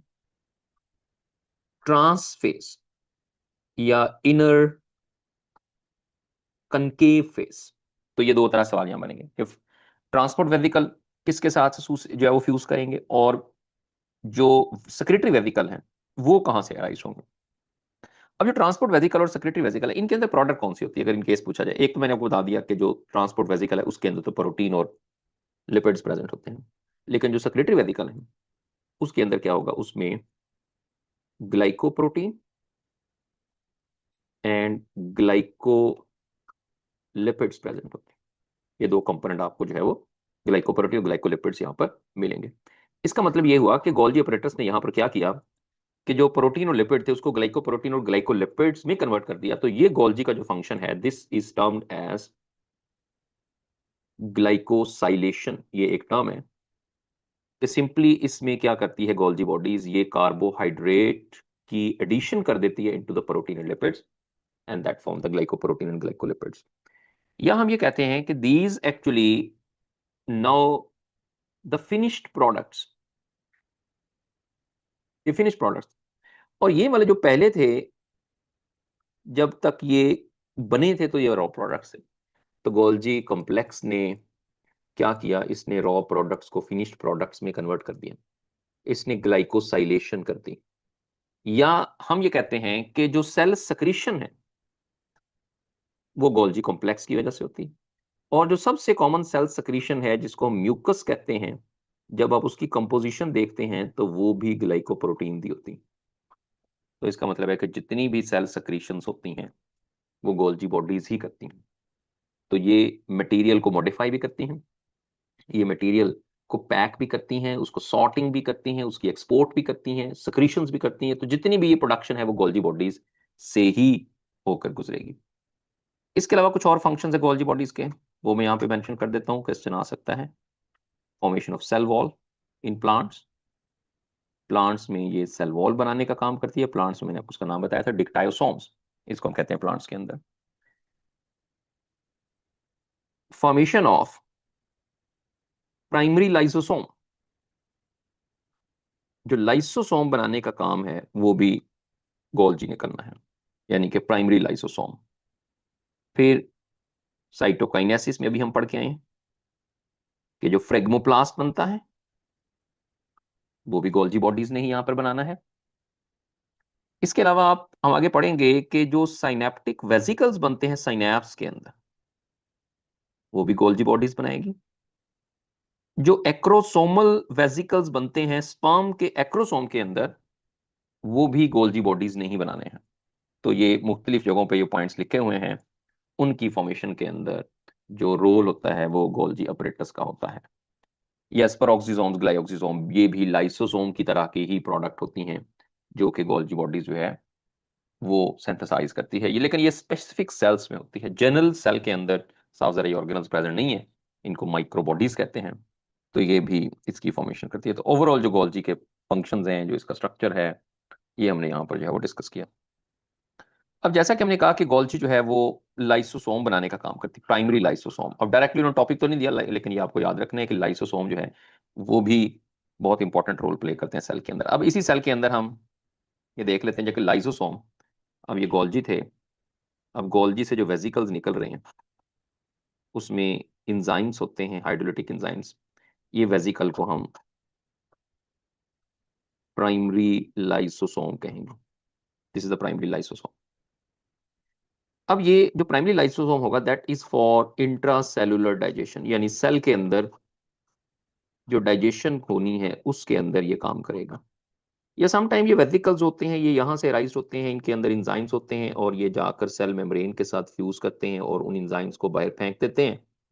और वो इंजाइम्स यूज होते हैं फॉर एक्स्ट्रा सेलुलर डाइजेशन, यानी वो एक्स्ट्रा सेलुलर डाइजेशन के अंदर यूज हो सकते हैं। तो दोनों तरह से ये एक्शन जो है वो करेंगे, इंट्रा भी करेंगे, एक्स्ट्रा भी करेंगे। और मोस्टली जो इंजाइम्स यहाँ पर आपको मिलते हैं जो डाइजेशन करते हैं, वो इंजाइम जो है वो हाइड्रोलिटिक इंजाइम्स होते हैं। हाइड्रोलिटिक इंजाइम्स जिन्होंने स्पेसिफिकली हाइड्रोलिसिस करनी होती है किसी कंपाउंड की, जो कि हम इससे पहले पढ़ के आए हैं कि हाइड्रोलिसिस किस तरह से होती है। अब प्राइमरी लाइसोम उसको कहेंगे हम जो कि उस फंक्शन से पहले है, फंक्शन परफॉर्म अभी नहीं कर रहा। अब ये दो तरह से एक्शन करेंगे। देखिए समटाइम ये होता है कि सेल के बाहर से कोई कॉम्प्लेक्स मटेरियल है, कोई एंटीजन है, कोई जर्म है, कोई फूड है, वो सेल के अंदर आती है, तो सेल उसको वैक्यूल बना के सेल के अंदर ले आता है। This is called the phagocytosis. और लाइसोसोमल एक्टिविटी उन्हीं सेल्स के अंदर ज्यादा कॉमन होती है जो फेगोसाइटोसिस करते हैं, ये बात याद रखना है। और अगर हम ह्यूमन सेल के अंदर देखें तो हमारी बॉडी के अंदर ज्यादा प्रोमिनेंटली अगर आपको लाइसोसोम चाहिए तो व्हाइट ब्लड सेल्स के अंदर मिलेंगे, ठीक है। और वहां पर ये फेगोसाइटोसिस, क्योंकि व्हाइट ब्लड सेल में मोनोसाइट है, न्यूट्रोफिल्स है, जो फेगोसाइट्स है उनमें ज्यादा प्रोमिनेंट है। बाकी सेल्स के अंदर ये इतने प्रोमिनेंट नहीं होते, ये ध्यान में रखना है। क्योंकि हमारे नॉर्मली जो हमारी बॉडी सेल्स में फेगोसाइटोसिस नहीं करते, लेकिन जो यूनिसेलुलर ऑर्गेनिज्म है उनके अंदर ये हो सकते हैं, वहां पर ये इन्वॉल्व होते हैं। अब यहाँ पर जो लाइसोसोम है जिसके अंदर तकरीबन 40 के अबाउट हाइड्रोलिटिक एंजाइम्स हैं, पीएच इनकी एसिडिक होती है, अबाउट 5 के अराउंड पीएच होती है, 4.5 to 5 आप कह सकते हैं। तो ये लाइसोसोम इसके साथ जाकर फ्यूज कर जाएगा और अपने जो एंजाइम्स हैं वो यहाँ इसके अंदर रिलीज कर देगा। जब ये आपस में फ्यूज कर जाएंगे तो अब उसमें थोड़ा सा साइज भी बढ़ जाएगा, उसके अंदर वो आ गया है एंटीजन और साथ एंजाइम्स मिक्स हो गए। अब इसको हम कहेंगे सेकेंडरी लाइसोसोम। Secondary lysosome. अब ये जो सेकेंडरी लाइसोसोम होता है, ये प्राइमरी लाइसोसोम और फूड वैक्यूल जो बाहर से आया है, जिसको फूड वैक्यूल कहते हैं, उनकी फ्यूजन से बनता है। और इसके लिए हम एक वर्ड फेगोसोम भी यूज करते हैं, फेगोसोम। और क्योंकि ये बाहर से आने वाला जो मटेरियल है वहां से ये बन रहा है, तो इस वजह से हम इसको हेट्रोफेगोसोम भी कह सकते हैं। अब समटाइम इसी तरह का मटेरियल सेल के अंदर भी हो सकता है, ये सेल के अंदर का material, that could be old mitochondria, कोई पुराने माइटोकॉन्ड्रिया यहाँ पड़े हैं। तो अब यहाँ पर जो एंडोप्लाज्मिक रेटिकुलम होंगे, ये क्या करेंगे, इन माइटोकॉन्ड्रिया जो कि पुराने माइटोकॉन्ड्रिया, उसके बाहर एक मेम्ब्रेन बनाएंगे। तो याद रखने के मेम्ब्रेन कौन बनाएगा, एंडोप्लाज्मिक रेटिकुलम जो है वो मेम्ब्रेन डेवलप करेंगे। तो वहां पर यही लाइसोसोम जो होगा, ये जाकर इसके साथ भी फ्यूज कर सकता है और अपने एंजाइम्स इसके अंदर भी रिलीज कर सकता है, यानी दोनों केसेस में। इस केस में इसको हम ऑटोफेगोसोम कहेंगे, और उस केस में हमने इसको हेट्रोफेगोसोम जो है वो कहा था। अब जब ये फेगोसाइम एक्शन करेंगे, एक्शन करने के बाद उसको डाइजेस्ट कर देंगे, जो भी मटेरियल है वो उसको डाइजेस्ट कर दिया, खत्म कर दिया। और अब जो है वो यहां पर इस लाइसोसोम को टर्शरी लाइसोसोम कहेंगे after the action, and this is called the residual body as well. इसको रेजिडुअल बॉडी भी कहते हैं। और ये जो है फिर ये जाकर सेल से बाहर कोई भी जो भी वेस्ट मटेरियल है उसको वहां से बाहर फेंक देगा। तो ये तो पूरा एक्शन जो है वो लाइसोसोम का यहाँ पर हो गया, और इसने अपना एक्शन जो है यहाँ पर दिखाया। अब ये जो ओल्ड माइटोकॉन्ड्रिया डाइजेस्ट हुए हैं, इसके लिए हम टर्म यूज करते हैं ऑटोफेगी। तो लाइसोसोम जो है वो सेल्फ ईटिंग में भी काम करते हैं, यानी कि अपने इंटरनल कंटेंट को भी यहाँ पर एक्शन, दो तरह से यहाँ पर एक्शन जो है वो आपको मिलेगा लाइसोसोम का। अब प्राइमरी लाइसोसोम, सेकेंडरी लाइसोसोम और टर्शियरी लाइसोसोम, तीनों के अंदर जो है आपने बात याद रखनी है कि किसको हम प्राइमरी कहेंगे, किसको सेकेंडरी कहेंगे, किसको टर्शियरी कहेंगे। सेकेंडरी को फेगोसोम भी कहते हैं, क्योंकि बाहर से आने वाला फेगोसाइटोसिस के रिजल्ट से जो अंदर कंपोनेंट आया उसके साथ वो फ्यूज कर जाता है, so that's why this is called the phagosome. अब इसमें एक तो ये एक्शन हो गया, इसके अलावा लाइसोसोम के कुछ और फंक्शन भी होते हैं। ये बहुत इंपॉर्टेंट है कि आपको याद रखनी है कि लाइसोसोम जो है वो क्या क्या फंक्शंस परफॉर्म करता है। लाइसोसोम है नहीं, लेकिन साफ ज़ाहिर है, मैंने जैसे कहा था कि रिलेटेड पार्ट आपने करना है जो उसके साथ लिंक कर रहा है गोल्जी के साथ। ये इंट्रासेलुलर डाइजेशन तो करेंगे ही, जैसे भी हमने यहाँ पर कहा है। ऑटोफेगी करेंगे, उसको हमने डिस्कस कर लिया। एक ऑटोफेगी के साथ होता है ऑटोलाइसिस।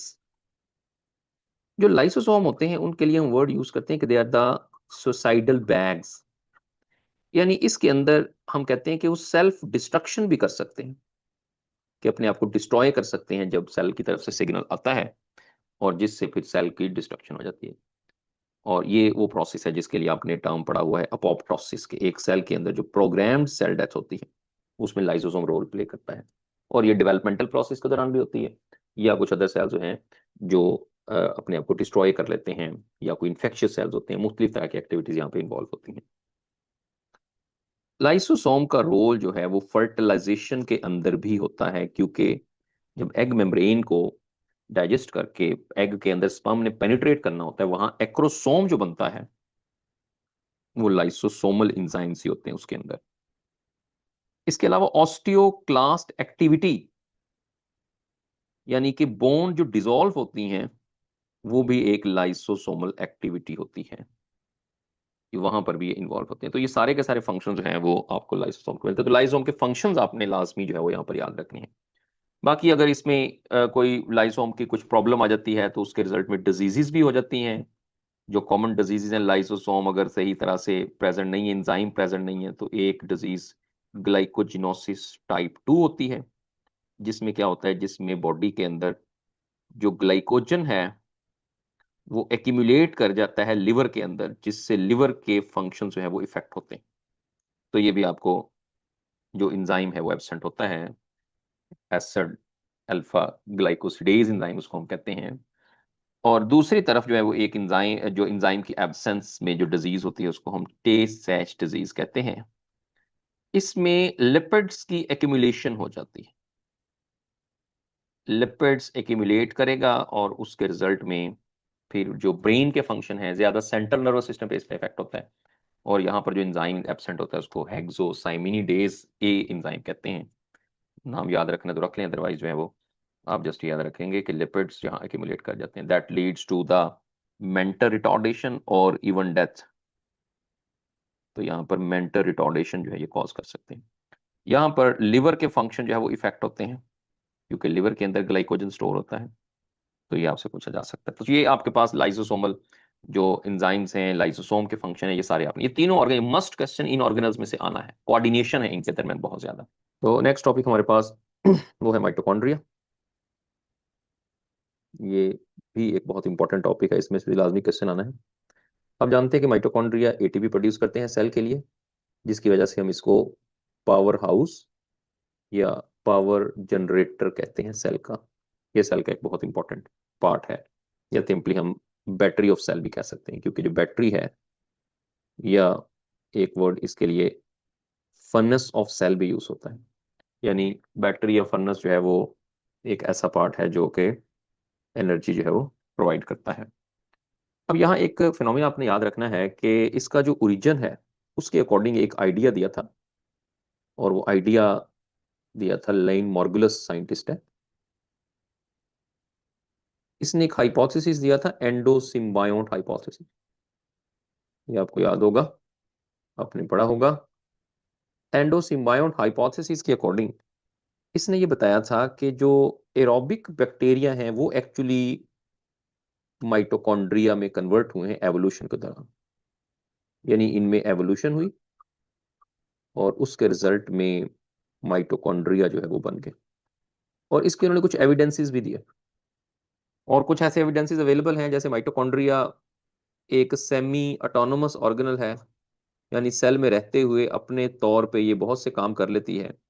जैसे कि इसके अंदर रेप्लिकेशन भी होती है अपने तौर पे, और रेप्लिकेशन बिल्कुल ऐसे जैसे कि बैक्टीरिया में रेप्लिकेशन होती है, which is called the binary fission, जिससे ये रेप्लिकेट करते हैं। बाकी इसके अंदर जो राइबोसोम है वो भी एग्जैक्टली बैक्टीरिया की तरह के ही होते हैं, जो कि 70S होते हैं। तो ये कुछ ऐसे सिमिलरिटीज हैं जिसकी बेस पर ये कहा गया कि जो माइटोकॉन्ड्रिया है इनके इंसेस्टर्स बैक्टीरिया हैं और एरोबिक बैक्टीरिया हैं।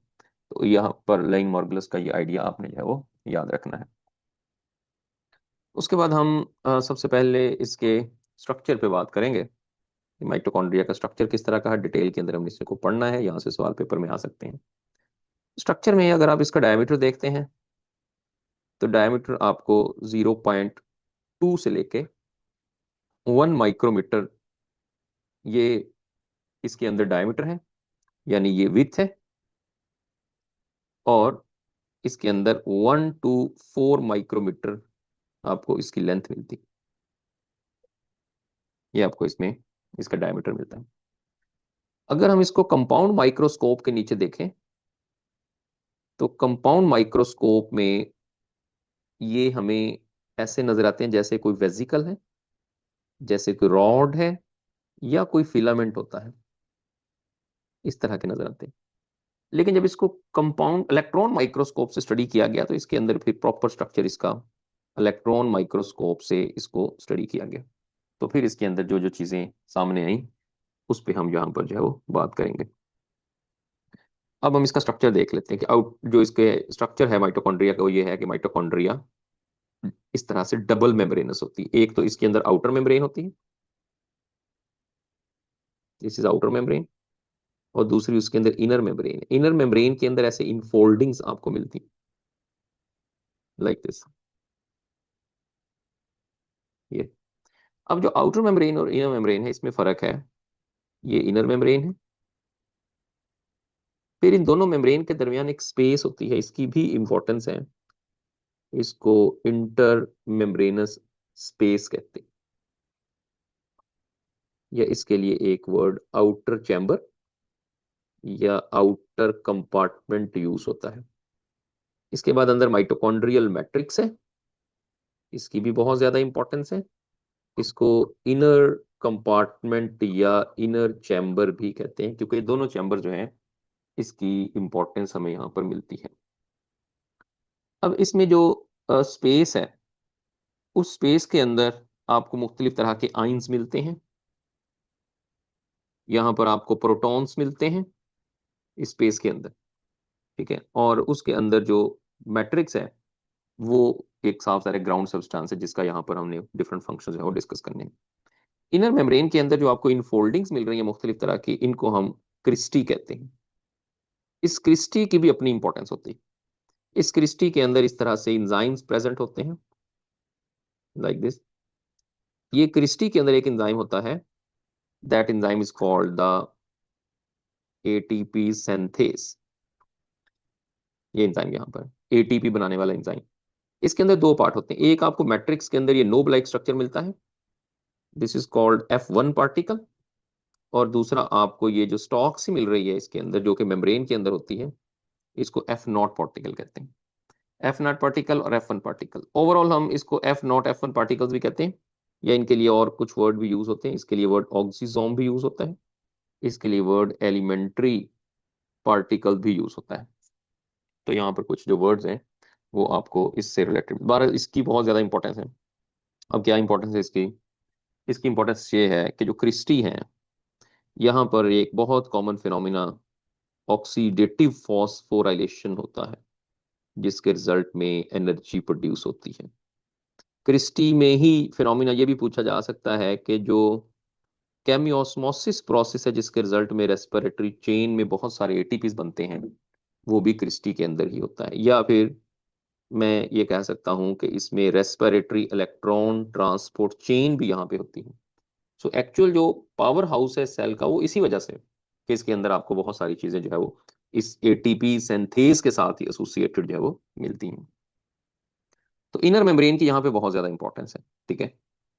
अब इसके अलावा जो आउटर मेम्ब्रेन है, थोड़ा सा इस पे भी बात कर लेते हैं।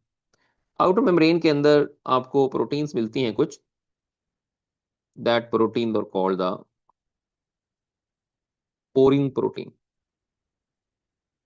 इसको हम कहते हैं पोरिन्स, जिसकी वजह से अगर आपको आउटर मेम्ब्रेन में नजर आएगा, देयर इज मोर परमेबिलिटी, इसमें परमेबिलिटी ज्यादा होती है, लेकिन ये फिजियोलॉजिकली लेस एक्टिव है। ये इनर मेम्ब्रेन की तरह एक्टिव नहीं है, लेकिन इनर मेम्ब्रेन जो है यह फिजियोलॉजिकली बहुत ज्यादा एक्टिव है, और साथ साथ ये बहुत ज्यादा सेलेक्टिव भी होती है। ये पूछा जा सकता है कि दोनों मेम्ब्रेन में कौन सी मेम्ब्रेन ज्यादा सेलेक्टिव है, या कौन सी मेम्ब्रेन जो है वो लेस सेलेक्टिव या मोर परमेबल है। तो outer membrane is more permeable, while the inner membrane is less permeable, more selective। तो इस तरह का क्वेश्चन जो है वो दोनों मेम्ब्रेन के अंदर आपको डिफरेंस भी मिलता है। उसके बाद अगर हम माइटोकॉन्ड्रियल मैट्रिक्स में देखें कि माइटोकॉन्ड्रियल मैट्रिक्स में क्या क्या चीजें प्रेजेंट होती हैं, तो माइटोकॉन्ड्रियल मैट्रिक्स में बहुत सारी चीजें इसके अंदर, एक्चुअली ये एक जेल लाइक सब्सटेंस है, इसके अंदर जेल लाइक कंसिस्टेंसी होती है। और इसमें आपको जो कंपोनेंट मिल रहे होते हैं, उसमें आप जानते हैं कि mtDNA, माइटोकॉन्ड्रियल डीएनए, ये बहुत इंपॉर्टेंट है इसका माइटोकॉन्ड्रियल डीएनए। अब ये डीएनए जो माइटोकॉन्ड्रियल डीएनए होते हैं, इसके कुछ और नाम भी यूज होते हैं। जैसे मैं कहता हूं कि ये डीएनए जो है that is the non nuclear DNA, या मैं कह सकता हूं कि this DNA is extra chromosomal DNA. यानी ये वो डीएनए है जो कि क्रोमोसोम में नहीं है। नॉर्मली हम जानते हैं कि क्रोमोसोम में होता है, न्यूक्लियस में होता है, लेकिन ये वो नहीं, उससे डिफरेंट है, ठीक है। ये डीएनए इसके अंदर जो है, इसकी वजह से इसमें सेल्फ रेप्लिकेशन भी होती है। फिर इसमें राइबोसोम है जो कि 70S हैं। फिर इसमें मुख्तलिफ तरह के इंजाइम्स हैं, फिर इसमें को इंजाइम्स हैं, फिर इसमें जो है वो आरएनए है, फिर इसमें जो है वो प्रोटीन्स हैं। ये सारे के सारे कंपोनेंट आपको इसके मैट्रिक्स के अंदर मिलते हैं। इनऑर्गेनिक सॉल्ट्स भी प्रेजेंट है इसके अंदर। तो सब मिलके ये, क्योंकि ये ग्राउंड सब्सटेंस है, वो यहाँ पर आपको जो है वो मिलेगा। तो ये इसका स्ट्रक्चर है, बहुत इंपॉर्टेंट है। बहुत से क्वेश्चन यहाँ से बन सकते हैं, जब आपको पूरी अंडरस्टैंडिंग होगी तो कोई भी क्वेश्चन आ जाए उसका आंसर जो है वो कर सकते हैं। उसके बाद माइटोकॉन्ड्रिया के जो इंपॉर्टेंट हैं वो हैं फंक्शंस।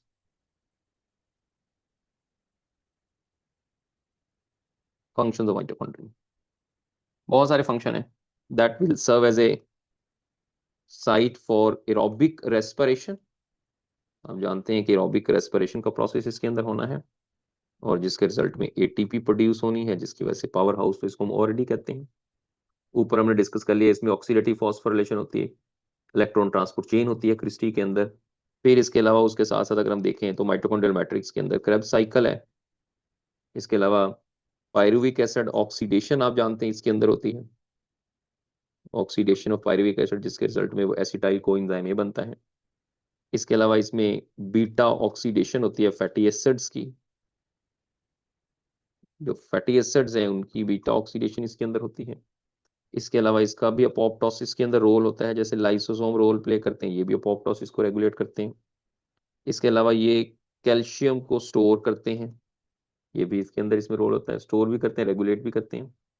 और इसके ऊपर जो वायरल इन्फेक्शंस को आइडेंटिफाई करने के अंदर भी इसका रोल होता है, आइडेंटिफाई वायरल इन्फेक्शंस, क्योंकि स्पेसिफिकली यहाँ पर एक सिग्नलिंग प्रोटीन होती है। अगर मैं वहां ये इसका नाम लिखता हूँ MAOES, this is the mitochondrial anti viral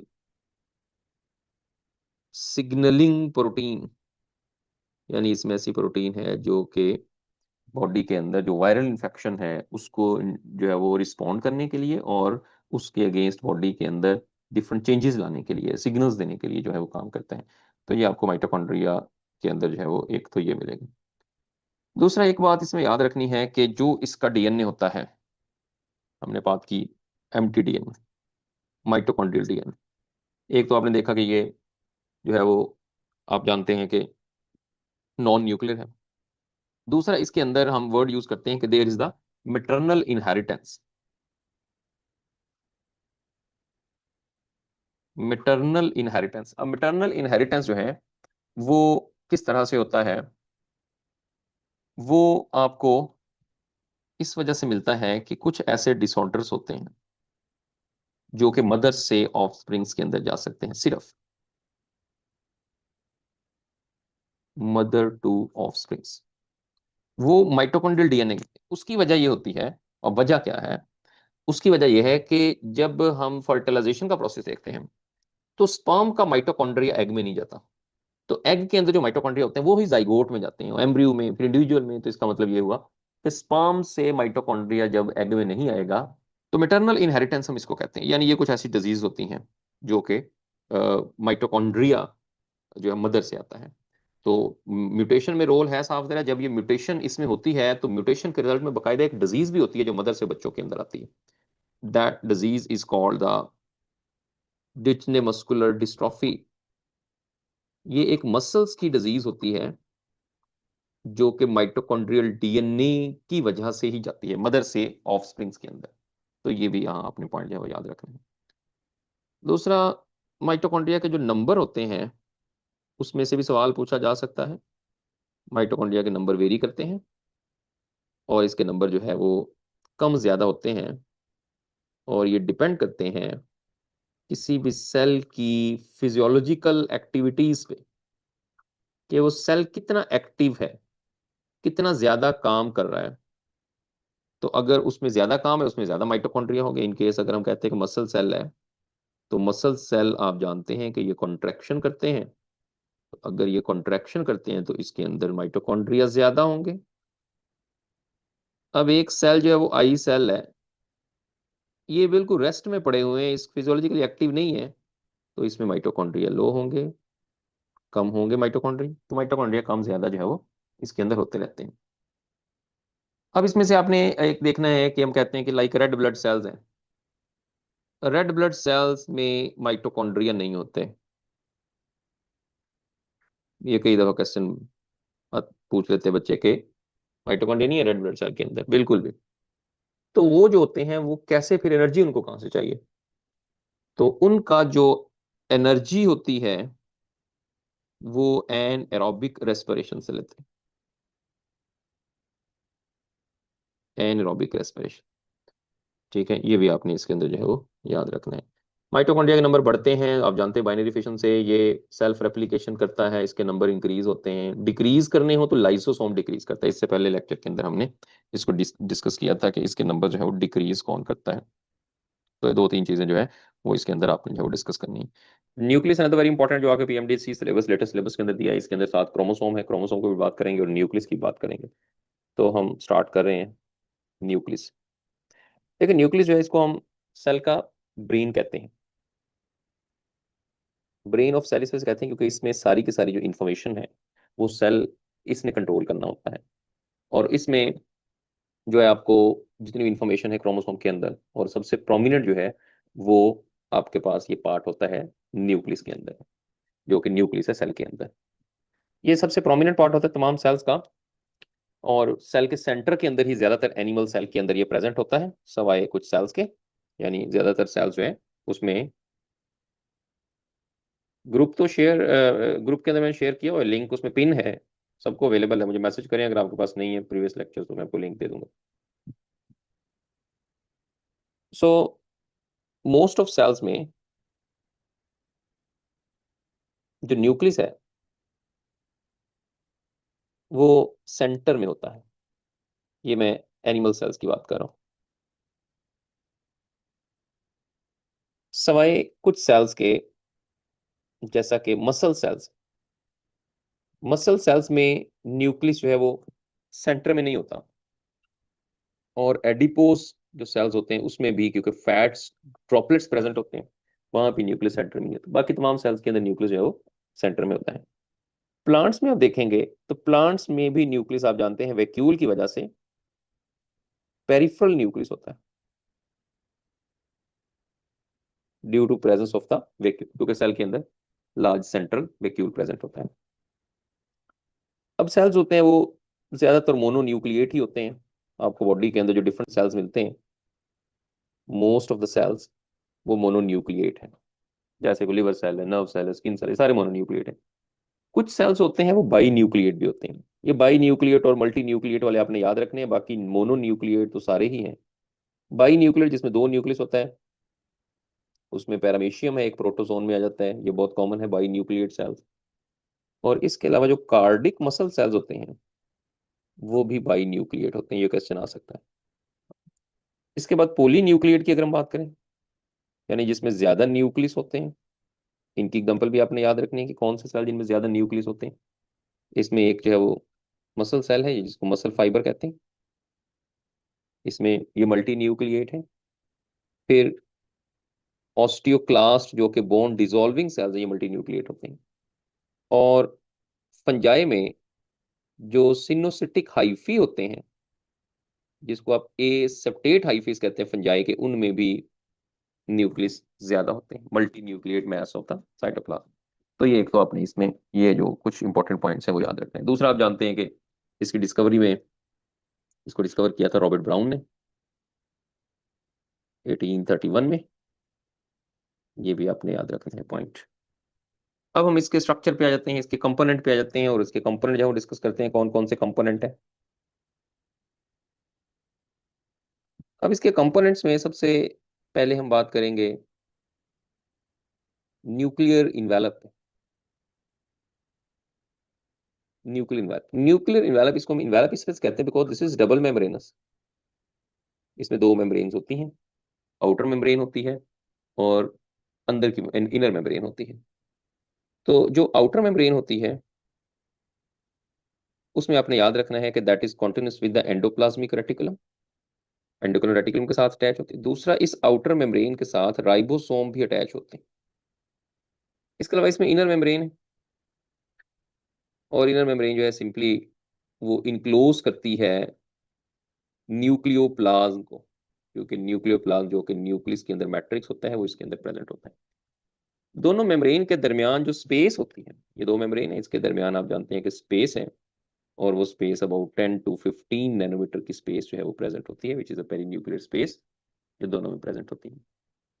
इसके अलावा जो न्यूक्लियर इन्वेलप होता है, इस पर न्यूक्लियर पोर्स प्रेजेंट होते हैं। यहां से भी क्वेश्चन आ सकता है। न्यूक्लियर पोर्स के नंबर जो है वो वेरी करते हैं। किसी में न्यूक्लियर पोर ज्यादा होते हैं, किसी में न्यूक्लियर पोर कम होते हैं। जैसे कि एग सेल्स में बहुत ज्यादा है न्यूक्लियर पोर्स, जो कि थाउजेंड्स में, 30,000 तक होते हैं। कुछ जो रेड ब्लड सेल होते हैं इमेच्योर, उनमें 3 to 4 न्यूक्लियर पोर्स होते हैं। लेकिन यहाँ पर इसका जो मेन रोल होता है न्यूक्लियर पोर्स का, that is the exchange of material, materials की एक्सचेंज। और जो मटेरियल की एक्सचेंज है, यहाँ से क्वेश्चन ये आ सकता है कि एक्सचेंज किसके दरमियान होती है। तो मटेरियल एक्सचेंज करता है बिटवीन द न्यूक्लियोप्लास्ट एंड साइटोप्लाज्म, दोनों के दरमियान न्यूक्लियस में एक्सचेंज हो रही होती है। अब क्वेश्चन ये है कि कौन सी ऐसी चीजें हैं जो न्यूक्लियोप्लाज्म से साइटोप्लाज्म की तरफ जाती हैं। एक ये क्वेश्चन आ सकता है, यहाँ इंपॉर्टेंट है। और कौन सी ऐसी चीजें हैं जो कि साइटोप्लाज्म से न्यूक्लियोप्लाज्म की तरफ जाती हैं। ये दोनों आपने याद रखने हैं पॉइंट। अब देखिए, न्यूक्लियोप्लाज्म से साइटोप्लाज्म की तरफ तो सिंपली आरएनए ने जाना है। मैसेंजर आरएनए न्यूक्लियस के अंदर बनता है, साइटोप्लाज्म की तरफ जाता है। ट्रांसफर आरएनए न्यूक्लियस में बनता है, साइटोप्लाज्म की तरफ जाता है। राइबोसोमल आरएनए, अगर राइबोसोमल आरएनए की बात करते हैं तो राइबोसोमल सब यूनिट्स होते हैं, क्योंकि वो भी न्यूक्लियस में बन रहे हैं। Nucleolus is the part where the ribosomes are synthesised, तो वो भी साइटोप्लाज्म की तरफ जा रहे होते हैं। तो ये सारी चीजें तो साइटोप्लाज्म की तरफ जो है वो जा रही हैं। लेकिन अब साइटोप्लाज्म जो है उससे जो चीजें हैं वो वापस या रिटर्न जो आ रही है न्यूक्लियोप्लाज्म की तरफ, वो कौन कौन सी, दिस इज इंपॉर्टेंट। तो इसमें जो ज्यादातर चीजें साइटोप्लाज्म से न्यूक्लियोप्लाज्म की तरफ जाती हैं वो प्रोटीन्स हैं, और प्रोटीन्स में भी स्पेसिफिकली एंजाइम्स होते हैं। प्रोटीन और प्रोटीन में एंजाइम्स। अब फॉर एग्जांपल मैं ये कहता हूं कि न्यूक्लियस के अंदर डीएनए रेप्लिकेशन का प्रोसेस होता है, आप जानते हैं। इसी तरह से ट्रांसक्रिप्शन का प्रोसेस होता है, आप जानते हैं, ये भी न्यूक्लियस के अंदर होता है, यूकेरियोटिक सेल के अंदर। तो इन दोनों के अंदर जो एंजाइम्स प्रेजेंट होते हैं, वो सारे एंजाइम्स जो हैं वो यहाँ सिंथेसाइज नहीं होते। उनकी सिंथेसिस जो है वो साइटोप्लाज्म में होती है, क्योंकि प्रोटीन न्यूक्लियस में नहीं बन सकती, उसने साइटोप्लाज्म बनना है।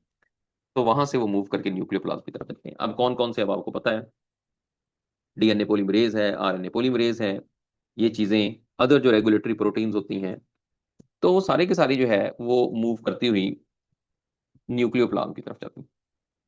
तो अब यहाँ पे पूछा जा सकता है एंजाइम्स के बारे में कि कौन से एंजाइम है। फिर जो प्रोटीन्स में कुछ देखें तो कुछ प्रोटीन जैसे हिस्टोन प्रोटीन है, लाइक, अब हिस्टोन प्रोटीन क्रोमोसोम में प्रेजेंट होती है, लेकिन इसकी सिंथेसिस जो है वो तो साइटोप्लाज्म में होनी है। तो ये साइटोप्लाज्म जो है वहां से न्यूक्लियोप्लाज्म की तरफ जाती है। तो ये ज़हन में रखना है कि प्रोटीन ज्यादातर न्यूक्लियोप्लाज्म की तरफ जाती हैं, और जो बाहर हैं वो तो साफ ज़ाहिर है आरएनए टाइप ही आएंगे। सो ये एक्सचेंज है between the cytoplasm and the nucleoplasm. उसके बाद एक पार्ट जो न्यूक्लियस के अंदर है, बहुत इंपॉर्टेंट है, उसको न्यूक्लियोलस कहते हैं। न्यूक्लियोलस एक डार्कली स्टेन्ड बॉडी होती है न्यूक्लियस से ज्यादा, और ये भी नॉन मेम्ब्रेनस होता है राइबोसोम की तरह। जैसे राइबोसोम और सेंट्रियोल नॉन मेम्ब्रेनस है, इस तरह ये भी एक नॉन मेम्ब्रेनस पार्ट होता है। अब इसके अंदर स्पेसिफिकली जो एक रीजन होता है, इसका क्वेश्चन बड़ा इंपॉर्टेंट है, NOR। अब ये NOR क्या है, this is the nucleolar organising region. एक तो आपको ये पता होना चाहिए कि NOR स्टैंड्स फॉर। अब ये कौन सा रीजन, ये रीजन होता है क्रोमोसोम के अंदर,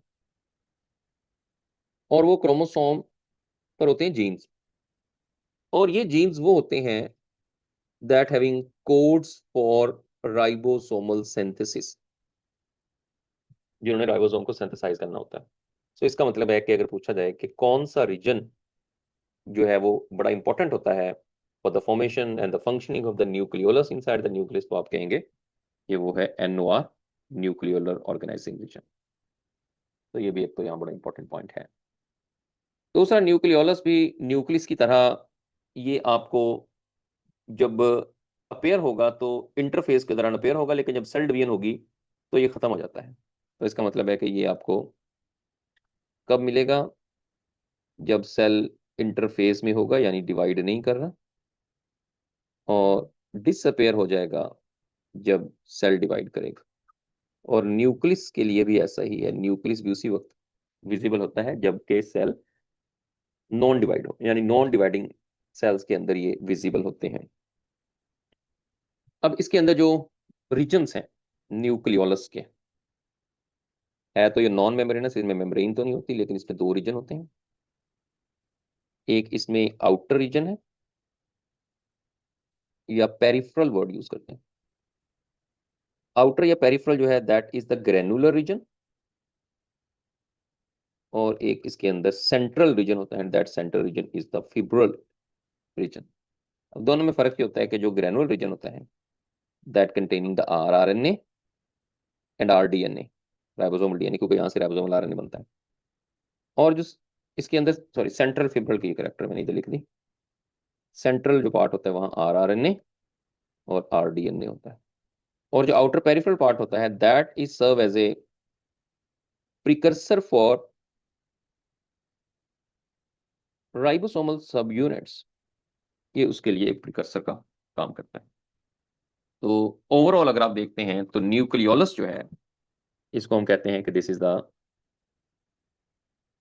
फैक्ट्री ऑफ राइबोसोम सिंथेसिस, यानी ये राइबोसोम सिंथेसिस करने वाली एक फैक्ट्री है, यानी इसका काम जो है वो राइबोसोम सिंथेसिस होता है। और इसमें ये दो रीजन आपको जो है वो मिलते हैं और उनका फंक्शन आपने याद रखना है।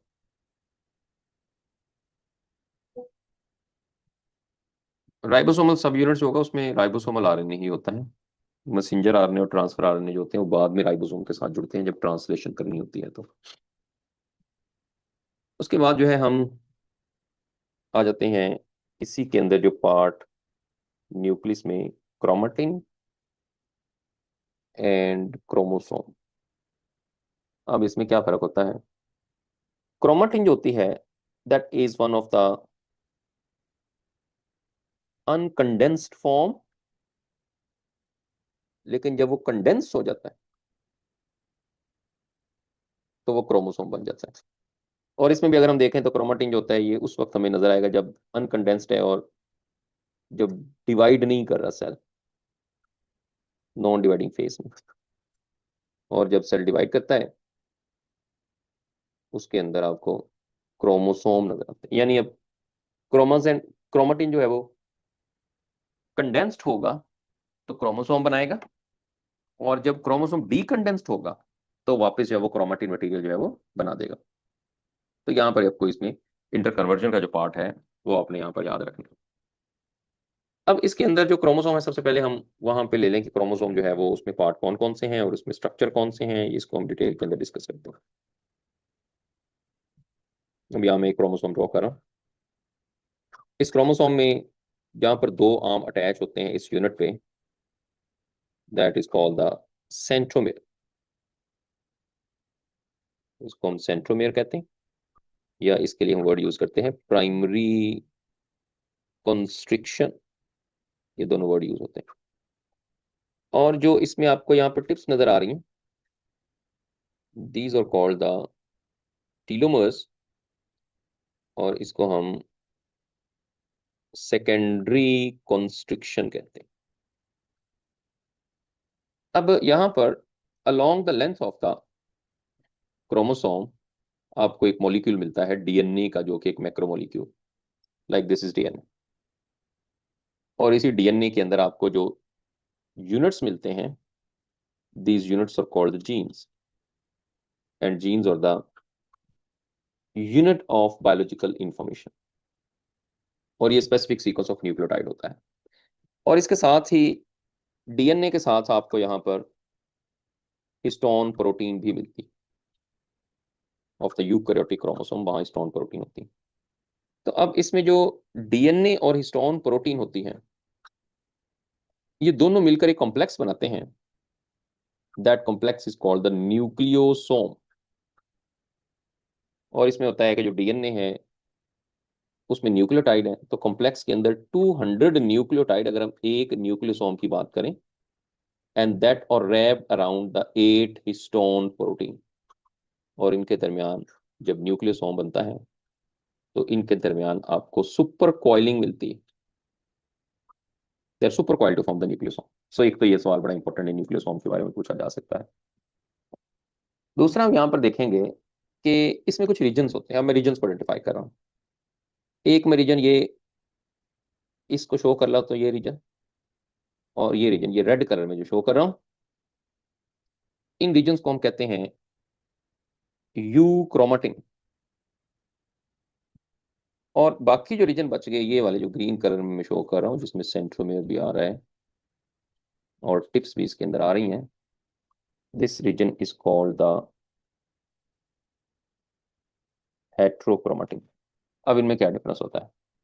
डिफरेंस ये होता है कि जो हेट्रोक्रोमाटिन होता है, ये एक ऐसा रीजन है जो कि हमेशा कंडेंस्ड ही रहता है, ऑलवेज कंडेंस्ड।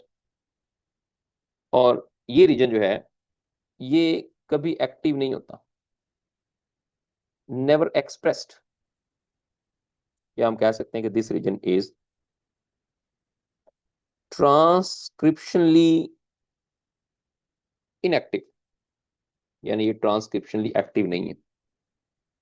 और जो यू क्रोमाटिन का पार्ट आपको मिलता है, ये ऐसा पार्ट है जो कि कंडेंस तो होगा, लेकिन सिर्फ और सिर्फ सेल डिवीजन के दौरान कंडेंस्ड होगा, सेल डिवीजन।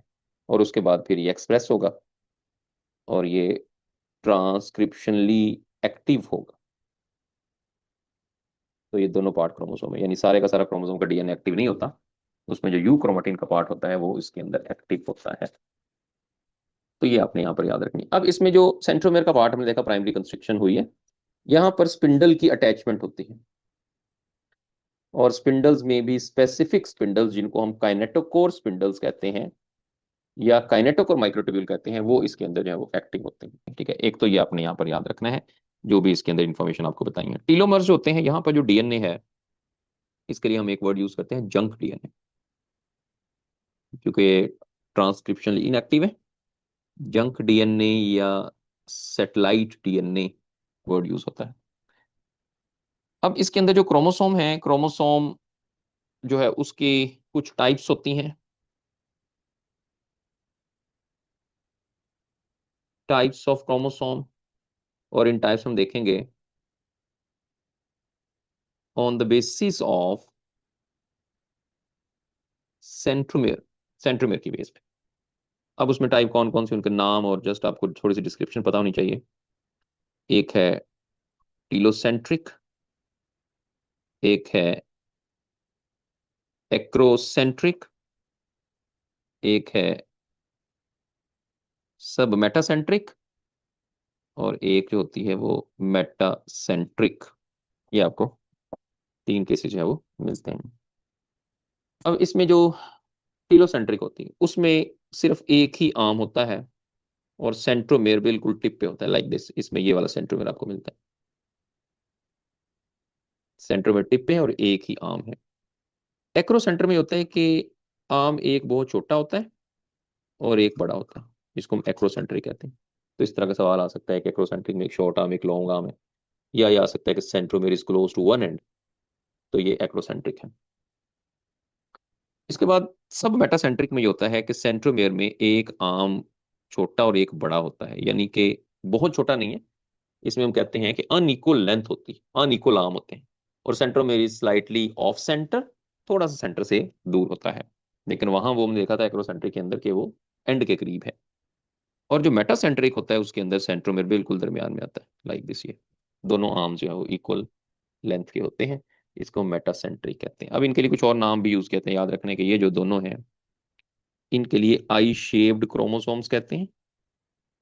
ये जो सब मेटासेंट्रिक है, हम इसके लिए जे शेप्ड वर्ड यूज करते हैं। और जो मेटासेंट्रिक होता है उसके लिए वर्ड हम वी शेप्ड यूज करते हैं। जब ये मूव करते हैं तो उस दौरान इनकी जो है वो इस तरह की अपीयरेंस हमें मिलती है। क्रोमोसोम को स्टडी करने के लिए हम देखते हैं, एक वर्ड यूज करते हैं कैरियोटाइप। कैरियोटाइप में हम देखते हैं कि किसी भी स्पीशी के अंदर नंबर ऑफ क्रोमोसोम कितने हैं, उसकी शेप क्या है, उसका साइज क्या है। किसी भी स्पीशी के अंदर उसको हम उसकी कैरियोटाइप कहते हैं। और कैरियोटाइप को अगर हम स्टडी करना चाहें तो कैरियोटाइप को हम बेस्ट स्टडी कर सकते हैं जब ये डिवाइड करता है और उसमें जब वो मेटाफेज की स्टेट के अंदर होता है, यानी उस वक्त क्रोमोसोम अलाइन हो जाते हैं, तो हम इसको स्टडी कर सकते हैं मेटाफेज के अंदर, क्योंकि मेटाफेज के अंदर क्रोमोसोम जो है उसकी अलाइनमेंट होती है। ये इस तरह का क्वेश्चन जो है वो आ सकता है।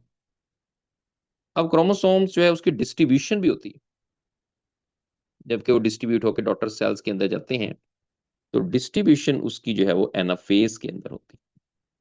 ठीक है, इस तरह के सवाल भी पेपर के अंदर आ सकता है। बाकी क्रोमोसोम के नंबर है, आपकी बुक के अंदर कुछ टेबल दिए हुए हैं, उनके आपने नंबर याद रखने हैं कि किस स्पीशी के अंदर क्रोमोसोम के नंबर कितने होते हैं। ज्यादा नहीं, जो दिए हुए हैं वही याद रखने हैं, क्योंकि फिर बहुत सारी स्पीशीज हैं तो उसको याद करना मुश्किल हो जाएगा। लेकिन हम यहाँ पर जो है वो देख सकते हैं कि जो आपके वहाँ नंबर दिए हुए हैं उनको आपने जो है वो अच्छे से जो वो लर्न करना है, कर लेना है। तो ये हमारे पास जो है वो न्यूक्लियस का टॉपिक है। और अब हम एक आखिरी टॉपिक इस चैप्टर के अंदर जो है वो प्रोकैरियोटिक यूकैरियोटिक सेल का डिफरेंस देखेंगे, जो कि आपके सिलेबस में इंक्लूडेड है। यहाँ से भी मस्ट क्वेश्चन आपसे पूछा जाएगा। अब यहाँ से क्वेश्चन जो है वो किस तरह का आ सकता है। अब ये क्वेश्चन को इतना मुश्किल नहीं है, वो से डिफरेंसेस आपको पता है, लेकिन जो क्वेश्चन आना है तो वो प्रोकैरियोटिक यूकैरियोटिक सेल के साथ कंपेयर करके क्वेश्चन आता है। इन केस हम एक एमसीक्यू यहाँ पे करें, मैं कहूंगा इन अनलाइक यूकैरियोटिक सेल, प्रोकैरियोट्स और प्रोकैरियोटिक सेल्स हैव। अब दो पार्ट है इस क्वेश्चन के, एक तो है unlike eukaryotic cell, prokaryotic cell have. अब इन केस में अगर इसमें ऑप्शन आपको देता, मैं कहता हूं ATS ribosomes,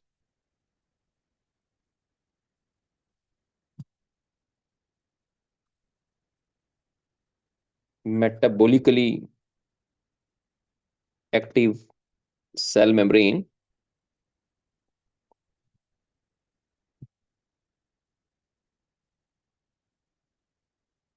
absence of nuclear membrane, और presence of cell wall। जी बताएं जरा इसमें क्या आंसर करेक्ट होगा। अच्छा, इसमें एब्सेंस ऑफ न्यूक्लियर मेम्ब्रेन ये भी सही है, और बीटा में जो ऑप्शन है वो भी सही है, तो ऑप्शन करेक्ट लिखी गई। एब्सेंस ऑफ न्यूक्लियर मेम्ब्रेन भी ऐसी है जो कि यूकैरियोट में तो होती है लेकिन प्रोकैरियोट में नहीं है। और मेटाबॉलिकली एक्टिव जो सेल मेम्ब्रेन है, ये सेल मेम्ब्रेन भी प्रोकैरियोट्स की सेल मेम्ब्रेन मेटाबॉलिकली एक्टिव होती है। उसकी वजह यह है कि इसमें क्योंकि माइटोकॉन्ड्रिया नहीं होता, ऑर्गेनल्स नहीं होती, तो इसको वो काम भी सेल मेम्ब्रेन ही करती है। और मेटाबॉलिकली एक्टिव में अगर हम देखें तो इसकी सेल मेम्ब्रेन के अंदर आप जानते हैं जो इन्वेजिनेशन होती है उसके लिए हम वर्ड यूज करते हैं मीसोसोम। और मीसोसोम जो है वो एक इन्वेजिनेशन है सेल मेम्ब्रेन की। इसके अंदर बहुत सारे प्रोसेसेस मीसोसोम के अंदर होते हैं, जैसे ऑक्सीडेटिव फॉस्फोराइलेशन का प्रोसेस है, ये मीसोसोम के अंदर होगा। जैसे हम इसको ये कह सकते हैं कि रेस्पिरेटरी इलेक्ट्रॉन ट्रांसपोर्ट चेन का जो प्रोसेस है, हम कह सकते हैं कि जो केमियोस्मोसिस का प्रोसेस है जो कि क्रिस्टी ऑफ माइटोकॉन्ड्रिया में होता है यूकैरियोट्स में, वो भी इसके अंदर होता है। तो ये मेटाबॉलिकली एक्टिव है। लेकिन राइबोसोम आप जानते हैं कि जो प्रोकैरियोट्स होते हैं इनमें 70s होते हैं, और उसमें दो सब यूनिट होते हैं, एक 50s का राइबोसोम और दूसरा 30s का। यूकैरियोटिक राइबोसोम जो है वो 80s है, जिसमें दो सब यूनिट हैं, एक 60s राइबोसोम है तो 40s के सब यूनिट्स हैं। ठीक है, क्योंकि जो एस होता है वो मैस नहीं है, याद रखना है, इसी वजह से ये एडअप नहीं होते कि 60 40 100 नहीं 80। उसकी वजह ये कि जो एस है ये एक स्वेडबर्ग सब यूनिट है, और स्वेडबर्ग जो सब यूनिट होता है वो नॉन एसआई यूनिट है ऑफ सेडिमेंटेशन रेट। यानी ये मैस का यूनिट नहीं है, ये सेडिमेंटेशन रेट का यूनिट है। इसी वजह से हम इसको जो है वो अ, हम कहते हैं कि मैस एडअप नहीं है, तो इसीलिए ये इसमें डिफरेंस होता है। तो ये आपको जो है वो इस तरह के क्वेश्चन है वो पेपर में पूछे जा सकते हैं।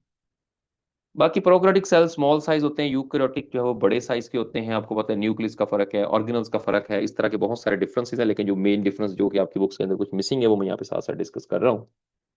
एक क्रोमोसोम का फर्क दोनों के अंदर होता है,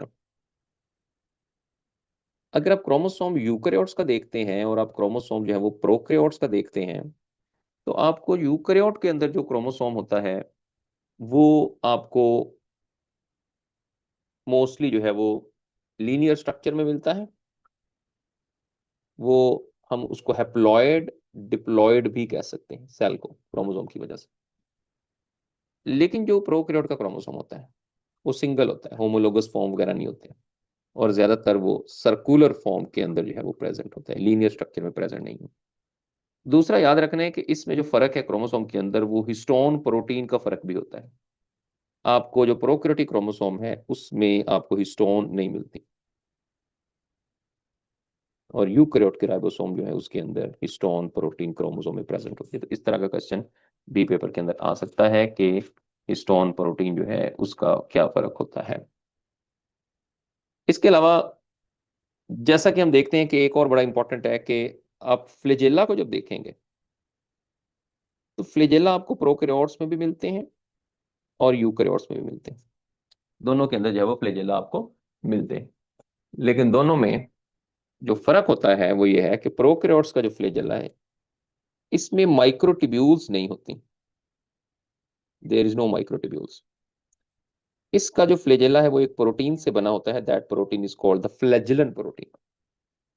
और जो यूकैरियोट का फ्लैजेला है इसमें माइक्रोट्यूब्यूल्स होती हैं, ट्यूबुलिन प्रोटीन होती है इसके अंदर।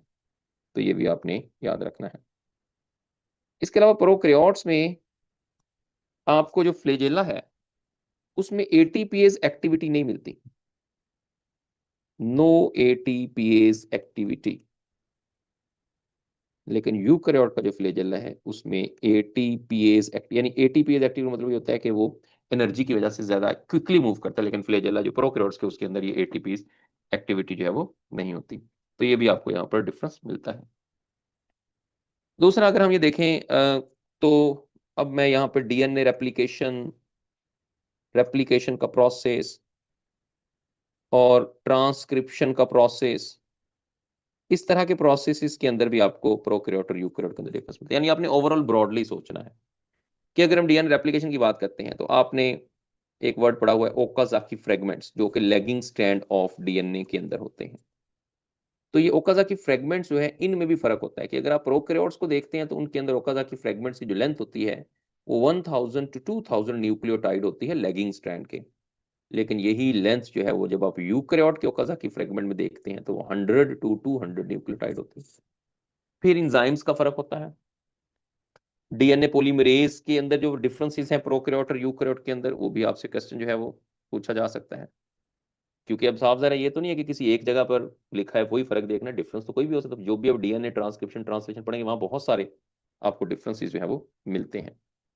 फिर इसी तरह से जब ट्रांसक्रिप्शन होती है तो ट्रांसक्रिप्शन में कुछ बाइंडिंग साइट्स होती हैं, ये भी आपने पढ़ा होगा। और बाइंडिंग साइट्स होती हैं प्रमोटर के अंदर, उसमें भी आपको प्रोकैरियोट और यूकैरियोट में डिफरेंस मिलता है। कि जब आप प्रोकैरियोट में बाइंडिंग साइट देखते हैं तो उसका सीक्वेंस होता है -35 सीक्वेंस और -10 सीक्वेंस होता है, और यही बाइंडिंग साइट यूकैरियोट में है तो उसमें -20 और -75 सीक्वेंस जो है वो होता है। ये आप ट्रांसलेशन ट्रांसक्रिप्शन पढ़ते हैं वहां पर भी आपको मिलता है।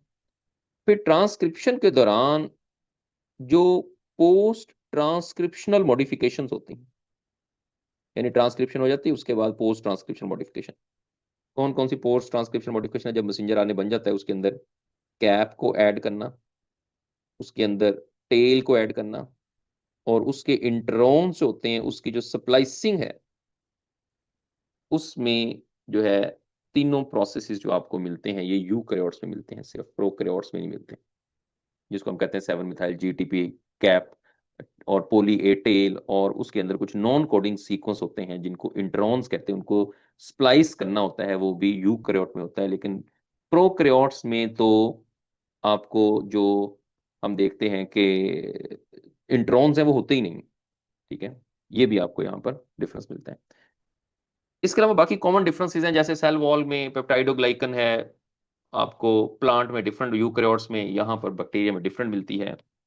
और फिर इसी तरह से प्लाज्मा मेम्ब्रेन जो होती है, सेल मेम्ब्रेन में भी फर्क होता है प्रोकैरियोट और यूकैरियोट की। वैसे तो ज्यादातर इसमें कॉमन ही है, लेकिन जब आप प्रोकैरियोट की सेल मेम्ब्रेन को देखते हैं तो उसमें कोलेस्ट्रॉल नहीं होता जो कि यूकैरियोट की सेल मेम्ब्रेन के अंदर जो है वो प्रेजेंट होता है।